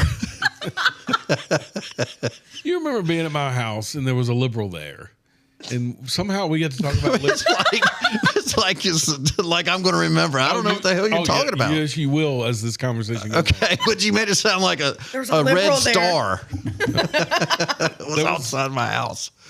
One time a liberal came into my house. Yeah. And we got on the conversation of Liberty University. And that person said, I can't believe that they would allow a university to indoctrinate people like that. And you were like, your answer was, can we not have one place? Oh, I'm glad I thought of that. You remember? No. You don't remember this conversation? I didn't even remember you just doing the post of the week.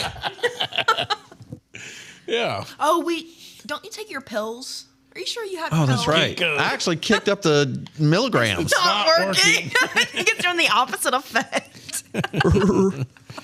All right, Emma, what is yours? Oh, you. What is happening? Hey, what are y'all? It's a crap show. What are y'all not thankful for? List something that would make you just irritates you. There's a couple of things. You have a longer list than me. You get irritated about everything. The older I get, I cannot stand being at an event and a little kid being near me. Oh, the crying kid? It doesn't have to be crying. They could just be aggravating. Just go away. I don't like it. Yeah, that's a sign of getting old there. I don't like it at all. Idiots driving. Idiots driving? That's Brian's too. I can't ride with Brian. He yells at everybody. Because I almost get hit all the freaking times because people are idiots. They're on their phone. No, they're just like idiots. So, Emma, as I've gotten older, I've tried to get patient over that by just enjoying my life and letting that person that's rushing so hard just get going. Well, they are swerving into my lanes. Someone rode my tail so close, I couldn't even see their headlights. Why are you guys? Because sometimes when he looks up, or when I look up, he's looking at me, and I don't know, what are you looking at? And then why are you guys? But I just looked up and he's staring at me, and I know why. But I'm like, okay, I'm going to act like he's not looking at me, but I can't help it. And then he starts laughing, and I know what it's about. Nothing. What did I say? It was nothing. What is happening? You're an idiot, honestly. Me? No, not you. Of course not. Look, he's just... Yes, you. Why? I don't know. You can't say I'm an idiot, but then... No, you're not an idiot. I know, but he he is an idiot. Like, I mean, yeah. there's no reason to laugh. It just really isn't. He's so red. I've never seen him laugh this hard. I hope. This is like when we go hunting. This does not come on TikTok. Because the comments are going to be so brutal. I will say, I think after you turn the age of like 70, you should have to take your driver's test every so many That is years. true, though. It should be You safe. should have to turn it in. Just for safe. Well, safe. because they scare me. My parents drive just fine. No, I know, but like, just in general, like, someone should not be driving. I do agree with you. You should have Like, to take a test. there's You only should like take a driving time test. ever that I've wanted to call the police on one lady because I thought she was going to kill herself. Wow. That's scary. But Yeah. someone's Well- crying over there. All right. Do we have time for... Yeah, you've got How about 15 minutes. 15 minutes, So okay. Have at it. All right. Now. I just got 3 things to say. God bless our troops. He's out of breath. God bless America. And gentlemen, start your She's a lot like Tanya. Okay, what are we laughing at? Can someone explain? No, we cannot. What? No, There's an honestly, inside it's one joke, of those and things he's an where you idiot. look up and the other person's laughing. Yes, and you just and can't I stop. wondered, what's he staring at me about? And it was just... Oh, no, here we go. I had a again. look like, why are you staring at me? Sort of. Like, I thought, is he looking at made me? him cry. I hope he's not looking at me. We had this moment at the river. With the neighbor. He doesn't remember at all. With the neighbor. See? Look at us. He has the same face. Chris? I looked at you were hiding below the window. The wheel well because Oh, some months ago. I thought you meant this weekend. yeah, several months ago. Oh, yeah. What's That's so a prostate. stupid is he makes a joke and then hides. So I'm the one staring at the guy like you laughing. And that person's probably like, what is he laughing What would about? he be laughing about? Yeah. So Go ahead. I'm thankful for her sense of humor. Crap. All right. Hey, earlier, like 2 hours ago, I had that 10-minute discussion of the education last week. Yes. 2 All right. hours. The dissertation. Yeah, the dissertation. So listen to this lady. Emma, let me ask you, at your age, did you ever think this about what Apple Pay is? Listen to what she found out. Oh my God. If you use Apple Pay, honestly, just be so careful. This is a little embarrassing to admit, crying. but if this could help one person, then I'm really willing to share what my experience was. I'm just gonna lay it out like this. When you use Apple Pay, that's real money. That's true American dollars from your credit card. If you have your credit card connected, that's where the money is being sourced from. It's not like a special form of Apple Pay, Apple dollars. Why they don't just say this is real money while you're paying, I don't know. Because I thought that I had accumulated a bunch of Apple dollars to use for Apple Pay by, spending so much time on my phone, giving my data very freely and willingly to any place that asks, like whatever they say, are cookies okay? I say yes, because I thought that's how I was getting prizes, getting awards, getting Apple dollars. So I didn't think that was real money till I checked my credit card bill. I've been spending money like I'm a friggin' millionaire. I got hair mousse. I have straight hair. My hair doesn't even hold mousse. I call Apple to straighten things out. I go, can I please speak with Mr. Steve Jobs? They go, he's no longer with us. Is she actually serious? Yeah. My mouth was open that entire time. That's crazy. What did she think?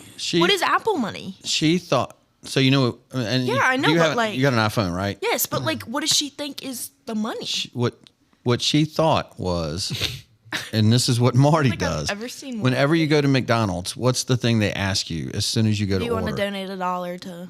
No, app. They ask you, did you order on the app? Oh.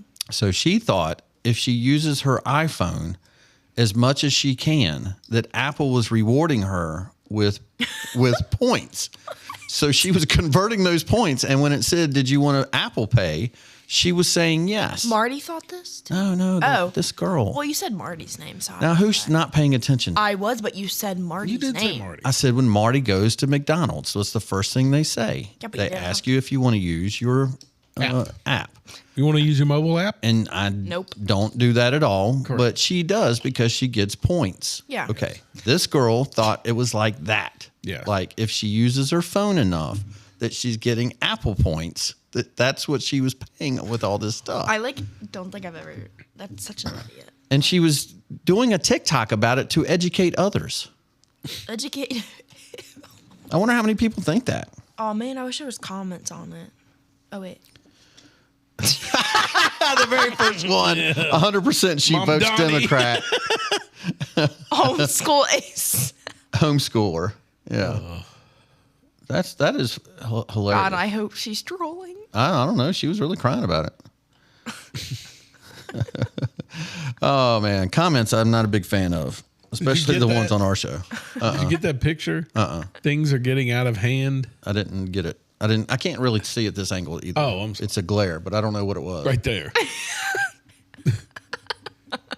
So they wrote part of things and then part of things on a piece of paper. Things are getting out of hand. That's pretty good. All right. Dude, have you seen this on Cut 12? Have you heard these people talking to the military personnel? Listen to this. This will infuriate you. I'm Senator Alyssa Slackman. Senator Mark Kelly. Representative Chris DeLuzio. Congresswoman Maggie Goodlander. Representative Chrissy Houlihan. Congressman Jason Crow. I was a captain in the United States Navy. Democrat. Former CIA officer. Democrat. Former Navy. Former paratrooper Democrat. and Army Ranger. Former intelligence officer. Democrat. Former Air Force. We want to speak directly to members of the military and the intelligence community who take risks each day to keep Americans safe. We know you are under enormous stress and pressure right now. Americans trust their military. But that trust is at risk. This administration is pitting our uniformed military and intelligence community professionals against American citizens. Like us, you all swore an oath to protect and defend this Constitution. Right now, the threats to our Constitution aren't just coming from abroad, but from right here at home. God. Our laws are clear. You can refuse illegal orders. You can refuse illegal orders. You must refuse illegal orders. No one has to carry out orders that violate the law or our Constitution. We know this is hard and that it's a difficult time to be a public servant. But whether you're serving in the CIA, the Army, or Navy, the Air Force, your vigilance is critical. And know that we have your back. Because now, more than ever, the American Trent, this infuriates me. Yeah. To stand up for our laws, our Constitution, and who we are as Americans. Don't give up. Don't give up. Don't give up. Don't give up the ship. Oh my God. Now, why would you think I'm infuriated? Go ahead. Maybe because I know people, immediate family, that were kicked out of the military for refusing to get a COVID shot. That's right. And they applauded that. Where were you? That was their game plan, actually, because they wanted the Trumpsters, because let's face it, who didn't get the shot? Right? It was people that were patriots that like us that didn't want to get the shot. So you don't get the shot, you get kicked out of the military.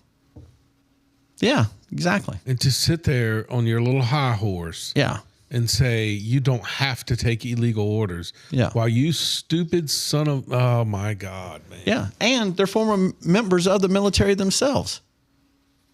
And for you to say something like that, is you don't understand. You're not upholding the Constitution. Who is the commander in chief? Exactly. Right. There's an order of law there. Order of orders, actually. Right. Let me ask you a question. If you're in the military and you do not like your sergeant, right, does that give you the right to disobey him? No. And they're also hiding behind the words illegal orders. So, for example, your sergeant can't go tell you to murder someone. Obviously. Right. So they're hiding behind that word. But you know what the whole innuendo is. Of course. Don't do what Trump tells you to do. Don't go into these cities and arrest illegal Americans. Yeah, but what military is doing that? Yeah. And what orders? What orders is he giving that is illegal? You know what they're saying? They're not. I mean, they're not saying that. They're just trying to innuendo it. Hey, it's time. We need you to revolt because if we can get enough of those stories, we can change things. While that infuriates me, it also warms my heart. Do you know why? They're struggling. Edge. They're on the edge. Yeah. They know they're this close to losing everything they had put into place. Yeah. Oh, so let's play. Did they vote for Trump? So before Go ahead. Which, by the way, I love that we're doing this on YouTube so much at LLH_podcast, because you can see the people that I'm talking about here. Did she vote for Trump? But actually listen to what she has to say and the math that she's giving. Okay. Tell me if you even understand what she's trying to say. People getting SNAP need to work. They need to get a job and work. So you agree? So you agree that a person who's working deserves to feed their family and themselves? So you agree? It is absolutely wild to me that you think that a person who is working deserves to feed their family on the dime of a government subsidy instead of through being paid a fair wage by a corporation that they work for. Like, is this like, it's like a mass delusion. I feel like I'm losing my fucking mind. You are? I'm losing my fucking mind. Fun fact, people. I don't get what could she possibly think the argument for SNAP was there? She's not to go work? She's saying that she is working and she makes such little money, she still has to rely on SNAP. That we live in such a horrible society that she can't make enough money to pay for the groceries. Man, I did not get that at all. Which she is correct, except you're making it worse when you have a society that taxes you so much that you can't afford groceries. That's a good thought. But what's worse about everything I just saw there is we live in a free market society. And this is the part I never understood about people. Mm-hmm. Trent, my first, which you know this, Wiley and Wilson was in the basement. Yeah. I made a whopping $13,000 a year. Mm-hmm. I don't know what that averages out to be dollar-wise. Yeah. I could still be $650. I could still be in that job, yes? Mm-hmm. Yeah. Or I could choose to do something different. You could be delivering the mail today. Nobody would say anything. Charlie Grubbs did it for 30 plus years. So if you don't like the wage that you're making, go somewhere else. Yeah. By the way, you could go somewhere else if the illegal wasn't taking the job. True. Yeah. Sorry. I know. Okay. So I'm heading to D.C. this weekend. Yes. Okay. This lady on the left is making fun of what's going on the right. Oh. On the right is the Vietnam War Memorial with a guy on his hand on here. Listen to this woman and tell me, guarantee you she's a parent. Imagine her telling her kid this. Feel good about yourself, like when you're walking around and you see someone with like military dog tags or some stupid fucking vet hat or whatever, and you go, oh, thank you for your service. What are y'all doing? What are y'all doing? What are you doing? And then you're like, you're so disrespectful. You would never be in the middle. You could never. No shit. Why would I do that? I also don't want to be a garbage man, a ballerina, an NBA player. There's a million things I would not do. What about it? But I'm going to walk up to, thank you for your service, sir. Thank you for your service. Dude. White liberal women. I am... It's the one thing. Part of my mission is what I heard today is what is changing in our country is young men never joining the Democratic Party. I hope. That is what I hope that we do with this show is keep showing how dumb they are. That right there is the most disrespectful thing I think I could hear. All right. If Carolina Kevin, is he calling in? You got 2 minutes. So okay. Clip 750. See, do you think any of these people voted for Trump, but they are training to stop ICE? Oh, here we go. Yep. Go ahead.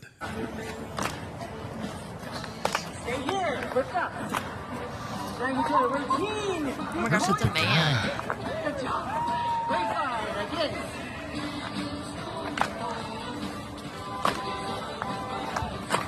Could they have found a leveler surface? That's a man. Yeah, but why are you dancing on the crookedest ground you can? They were, so for those that, I guess you have to watch on the episode, but there was definitely the gayest damn village people ever stretching. I don't know what you call those calisthenics. Look at the girl in the back with the cougar shorts on. Heck yeah. All right, so all right, this last one quickly. Dude, I loved this TikTok when people would do this. So all the people that we just played, the liberal a-holes that we just listened to, tell me that the people that are in this clip are not the 3 or 4 baddest dudes that you've ever run into. This is where the granddaughter was trying to get the grandfather to help them get a scholarship from the Democratic Party. Yes. And the grandfathers didn't know it. Yeah. So they have to say something good about the Democratic Party. This is so great. I love these things. Cut 47. Choosing me to be in the drawing for the 2025 Democratic Great Scholars Awards. Wait a minute. Democratic? Yes, they're Democrats. We have to be Democrats. When Trump won this year, we were very disappointed and sad. What? Who for said this. that? I'm not doing this. I was out in the streets doing cartwheels when President Trump won the election. And we are thanking Joe Biden for everything he's done.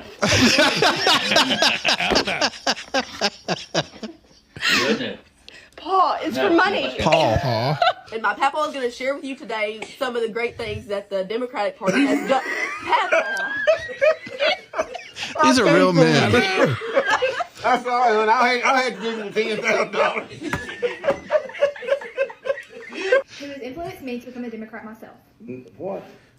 I ain't having no part of I ain't gonna do it. Y'all all lost your freaking mind. You think I'm going along with this crap? I didn't even sit down here at this goddamn table. That fucking Democrats ain't done shit for anybody. You should have said we were doing it for the Democratic Party before we started. I would have been a little bit more prepared for it. My God, woman. My Paul thanks the Democratic Party for everything they do for America. Bullshit. Come on. But man, ain't we lying to them, honey? We can't. It's for $10,000. All right, they give us 10,000. Okay. Mm-hmm. 10,000. You Yep. sure? Yep. Okay. Okay. I love the guy that says, "I'll just give you 10." Like, that's great, man. That is the best part of this country, right? Yeah. There. Those are grandpas.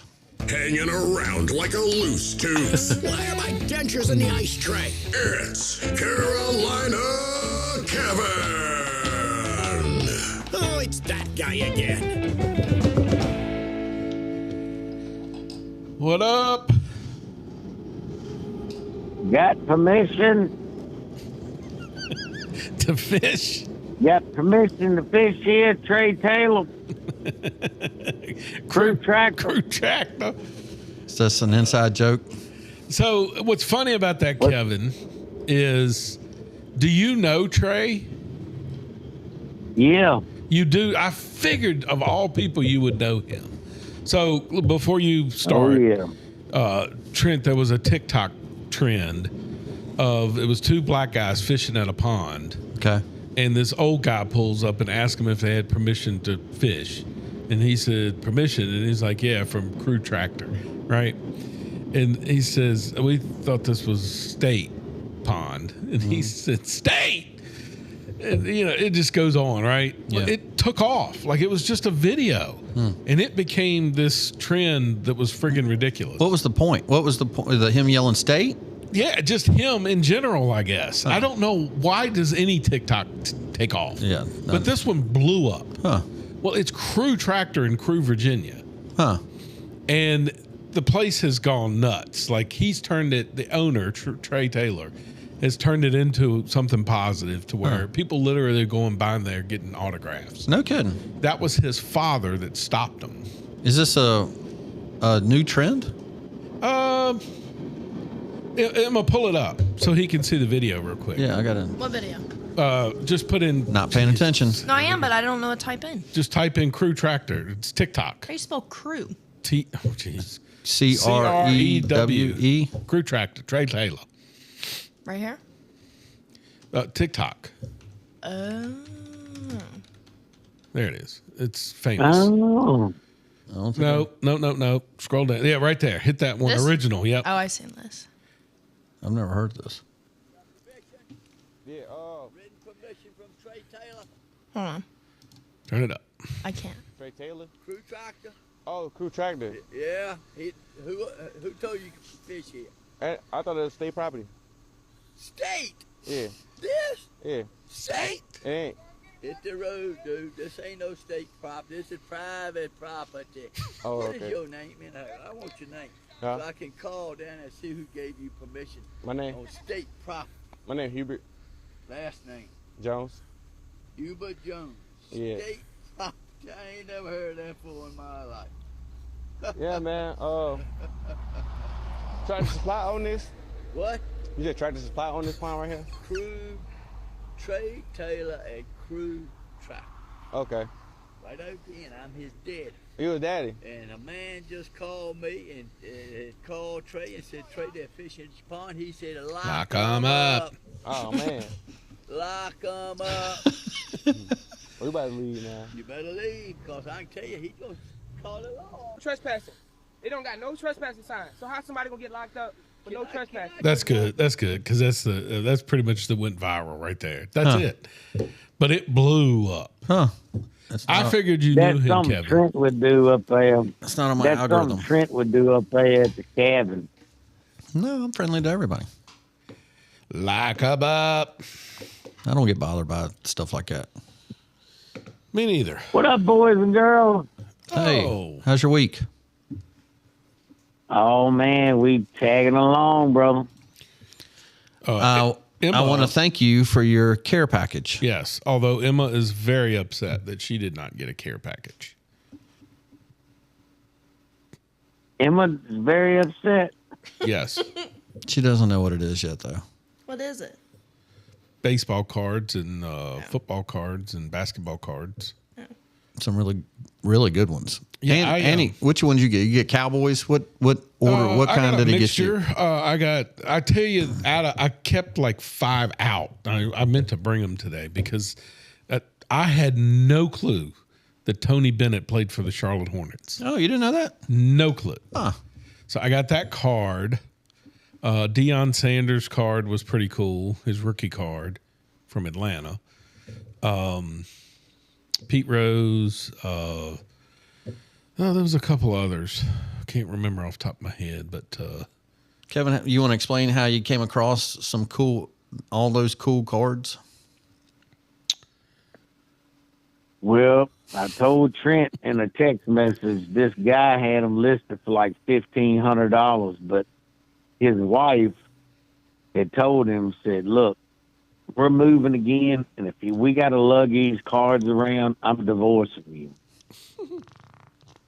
So, like the day they were moving out, he contacted me and he's like, look, I'll take what you offered me. Just come pick them up. And literally I went and picked them up. He had them in 5 totes. And I paid him the money and I got home and I got to looking. I'm like, good Lord, this is like, I just sold one today on eBay for $95, a Michael Jordan card. Wow. Like, there was cards that he had, Shaquille O'Neal's rookie card. It's just unbelievable, all these cards. And I said, well, look, can I sell them? Yeah, make some profit. But what would I be able to do to make somebody's day? And I said, Trent and Brian like sports.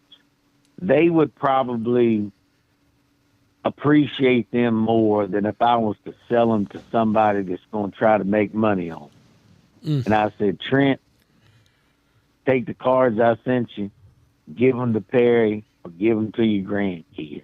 Yeah, nice. Because they will appreciate it more than I would selling them to somebody that's going to give me some money for them. They're just going to take them and get them graded for PSA, and then turn around, flip them, and make money off of them. So I figured y'all would enjoy them better than anybody else. And I really appreciate that. That's cool. It was a huge deal when I was growing up in the 7th grade. I never will forget. You're Ken Griffey, right? Is this the story? Yeah. I love this story. I was part of a card club. Yeah. and I traded for King Griffey. You suckered the guy, right? Yeah, I think I traded Rusty Staub or something like that. It was awful card. Yeah. And Ken Griffey was new but Kevin can tell you, I used to get this little book that was like 8.5 by 11 book. It came weekly. Mm-hmm. And it was Baseball Digest, I think was the name of it. Yes. Dude, my head was in it daily. The one that gave you the prices of what the cards, the values were? That, yes. And every statistic of every player, like that was me. That was my life. I was too. Exact same thing.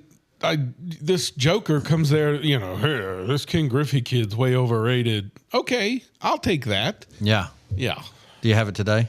I have no clue where that is. Yeah, that's. I know. I do hate that I wasn't a responsible kid that kept up with that stuff. So I told Kevin that I was going to save it for the show to tell him this. He doesn't know this about me. So 1987, I'm 17 years old, and my best friend Kevin Pruitt's dad, Harold Pruitt, was a truck driver with my dad, and so they were buddies.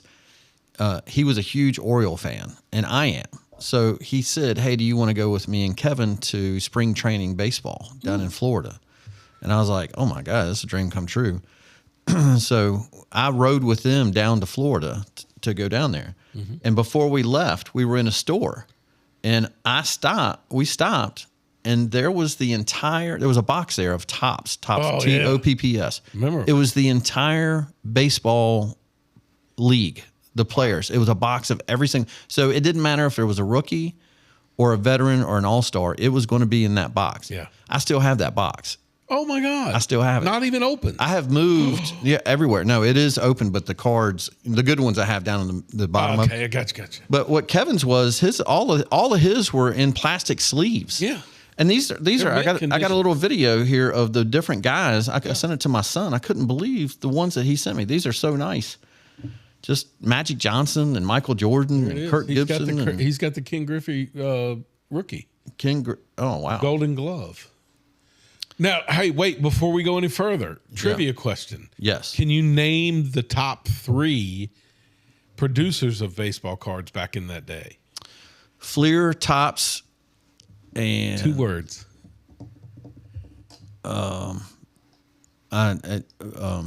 No, I can't. Don Russ. Yep. Yeah. Loved it, man. Yeah. Yep. And one of them came with a stick of bubble gum. Oh, yes. It was like a dry, chalky, awful, crunchy.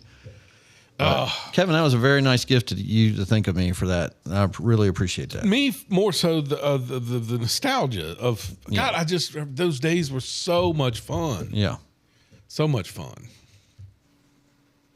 Well, I was just thinking because I know Trent likes Virginia. Yeah. Mm-hmm. But he still doesn't know of what rookie card that was in this collection. Ralph Sampson? There you go, brother. Wow. Oh, wow. Yep. But now I just sent Brian King Griffey Jr. Yeah. Was it 22 of 25? Yep. Yeah. I just remember looking at remember when the packets, like I think now how stupid I was that I always looked at the packet and they would have a face card of a good player. Yeah. But it wasn't worth money, right? Right. I was the sucker that bought the pack. Yeah. I used to do that all the time. Idiot. Yeah.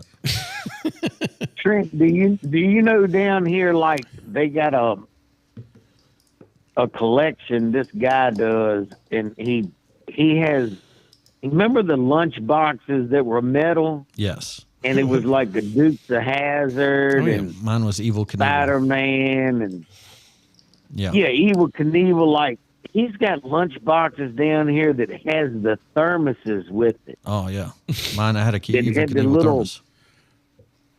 Yeah, that had the little, remember that little silver cage? It would come and clip it and it would hold it in there. Like a little coat hanger. He's got all these. He's selling them for $750 a piece, and people are buying them. That's cool. I love stuff like that, man. Dude, that was a weapon back in the day. Oh, yeah. The metal lunchbox? Yeah. That thing hurt. Bust somebody upside the head. Yep. Not that old plastic crap y'all get nowadays. Do you make cards anymore? Well, I guess they do. There's a TikToker guy that every now and then he comes back around into my algorithm, and I watch almost every one of them. He does what you're talking about. He gets a pack that he's bought from somebody online, and it's an unopened pack, and he will still open them up and let you see through every card. And I will watch the whole thing. I'm hoping that he has a rookie card of somebody. Yeah. But he never does. I guess nowadays it's the. What do y'all NFT think I should put together for Emma's care package? Got any Liberty University players? I don't want that. What about Cabbage Patch Kids? They did have those cards. Thanks. She said thanks. What was she thankful for? Emma. God. Hey, Surprised you remember that. Kevin, see if you can find some biblical playing cards. Coffee. I'll take Dogs. Matthew. I'll trade you Mark, for Luke, Peter. and John. I'll trade you for Peter. We have issues. That's terrible. I got the rookie Timothy Well, how was card. y'all's time at the mountain? Had a good time. Yeah. Didn't kill anything. Well, yeah, we didn't kill anything. You didn't kill anything? Mm-mm. No. Killing time. Me and Brad had a good time listening to music on Saturday night. What do you? We were going through all the outlaw stuff. Remember, Oh, that's his right. ending 7 is o'clock. 8 minutes long. My computer is going to Oh freeze. yes. We got to wrap it up, Kevin. We got a special segment where it's the meaning of Thanksgiving. We're on a hard out today. Someone laughed for 10 years, which is why we're behind. So. Oh, okay. Well, I'm sorry. It sounds But sad. we won't have a show next Wednesday, so we can enjoy Thanksgiving. Where are you going? Are you going anywhere for Thanksgiving, buddy? Yeah, I'm coming back to Virginia, going down to my Uncle Larry's. Oh, cool. You have to. I'll be. Brian, I'll you be got in another Raleigh. care package. It'll be delivered today. Oh, nice. He gets 2 before I get 1? Yes. No, but I'm gonna give Emma like 3 or 4 or 5. Woohoo! All righty. All right, well, y'all just remember about rules. If you know a little bit about rules, you can bend them. But if you know a lot about rules, you can break them. Wow. Oh man, my man. All right, end the show. Legend. So this, Emma, is worth listening to, even if it's a little long. It's Commander. But it is the real meaning. Like we all think Thanksgiving was pilgrims feeding Indians, or Indians bringing pilgrims food. That's what we always are told, right? Yep. So this is a story of what it really is about. Go to YouTube. Yeah. Search at LLH_podcast. And you too, if you click subscribe, can watch this video of the late, great, one and only Bring a Rush friend. Limbaugh in his Thanksgiving. Yeah. Have a good holiday. We'll see you on the flip side. Time for the traditional true story of Thanksgiving, written by me in my second bestseller, 2.5 million copies in hardback. See, I Told You So. Chapter 6, Dead White Guys, or What the History Books Never Told You. The true story of Thanksgiving. The story of the Pilgrims begins in the early part of the 17th century. The Church of England under King James I was persecuting anyone and everyone who did not recognize its absolute civil and spiritual authority. Those who challenged ecclesiastical authority and those who believed strongly in freedom of worship were hunted down, imprisoned, and sometimes executed for their beliefs. A group of separatists first fled to Holland and established a community. After 11 years, about 40 of them agreed to make a perilous journey to the New World, where they would certainly face hardships but could live and worship God according to the dictates of their own consciences. On August 1st, 1620, the Mayflower set sail. It carried a total of 102 passengers, including 40 pilgrims led by William Bradford. On the journey, Bradford set up an agreement, a contract, that established just and equal laws for all members of the new community, irrespective of their religious beliefs. Where did the revolutionary ideas expressed in the Mayflower Compact come from? They came from the Bible. The Pilgrims were a people completely steeped in the lessons of the Old and New Testaments. They looked to the ancient Israelites for their example. And because of the biblical precedent set forth in Scripture, they never doubted that their experiment would work. But it was no pleasure cruise. The journey to the New World was a long and arduous one, and when the Pilgrims landed in New England in November, they found, according to Bradford's detailed journal, a cold, barren, desolate wilderness. There were no friends to greet them, he wrote. There were no houses to shelter them. There were no inns where they could refresh themselves, and the sacrifice that they had made for freedom was just beginning. During the first winter, half the Pilgrims, including Bradford's own wife, died of either starvation, sickness, or exposure. When spring finally came, Indians taught the settlers how to plant corn, fish for cod, and skin beavers for coats. Life improved for the Pilgrims, but they did not yet prosper. And this is important to understand because this is where modern American history lessons often end. Thanksgiving is actually explained in some textbooks as a holiday for which the Pilgrims gave thanks to the Indians for saving their lives, rather than as a devout expression of gratitude grounded in the tradition of both the Old and New Testaments. Here's the part that's been omitted. The original contract the Pilgrims had entered into with their merchant sponsors in London called for everything they produced to go into a common store, and each member of the community was entitled to one common share. All of the land that they cleared and the houses they built belonged to the community as well, and they were going to distribute it equally. All the land they cleared, the houses they built, belonged to the community. Nobody owned anything. They just had a share in it. It was a commune. It was the forerunner to the communes we saw in the 60s and 70s out in California. And it was complete with organic vegetables even, just like the communes of today are. No, there's no question it was organic vegetables. Bradford, who had become the new governor of the colony, recognized that this form of collectivism was as costly and destructive to the Pilgrims as that first harsh winter, which had taken so many lives. He decided to take bold action. Bradford assigned a plot of land to each family to work and manage, thus turning loose the power of the marketplace. Long before Karl Marx was even born, the Pilgrims had discovered and experimented with what could only be described as socialism. And what happened? It didn't work. They nearly starved. It never has worked. What Bradford and his community found was that the most creative and industrious people had no incentive to work any harder than anybody else, unless they could utilize the power of personal motivation. But while most of the rest of the world has been experimenting with socialism for well over 100 years, trying to refine it, perfect it, and reinvent it, the Pilgrims decided early on to scrap it permanently. What Bradford wrote about this social experiment should be in every school child's history lesson. If it were, we might prevent such needless suffering in the future, such as that we're enduring now. The experience that we had in this common course and condition, this is Bradford, the experience we had in this common course and condition tried Sunday years, that by taking away property and bringing community into a commonwealth would make them happy and flourishing, as if they were wiser than God, Bradford wrote.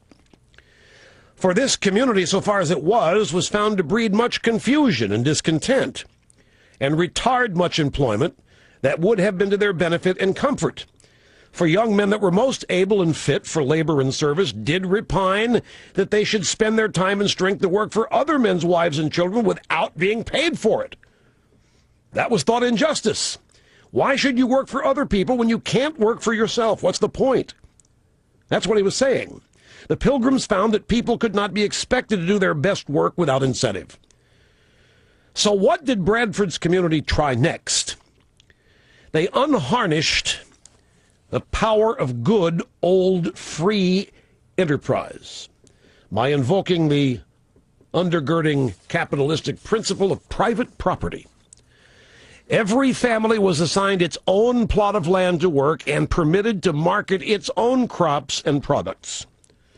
What was the result? Bradford wrote, "This had very good success, for it made all hands industrious, so as much more corn was planted than otherwise would have been." Is it possible that supply-side economics could have existed before the 1980s? Yes. Read the story of Joseph and Pharaoh in Genesis 41. Following Joseph's suggestion, Pharaoh reduced the tax on Egyptians to 20% during the 7 years of plenty, and the earth brought forth in heaps. Well, in no time, the pilgrims found that they had more food than they could eat themselves. Now, this is where it gets really good. If you're laboring under the misconception that I was, as I was taught in school, they set up trading posts. They exchanged goods with the Indians. The profits allowed them to pay off their debts to the merchants in London. And the success and the prosperity of the Plymouth settlement attracted more Europeans and began what came to be known as the Great Puritan Migration. But this story stops when the Indians taught the newly arrived suffering and socialism pilgrims how to plant corn and fish for cod. That's where the original Thanksgiving story stops. Story basically doesn't even begin there. The real story of Thanksgiving is William Bradford giving thanks to God for the guidance and the inspiration to set up a thriving colony that socialism caused near starvation. The bounty was shared with the Indians. They did sit down. They did have free-range turkey and organic vegetables. But it wasn't the Indians who saved the day. It was capitalism and Scripture which saved the day, as acknowledged by George Washington in his first Thanksgiving proclamation in 1789.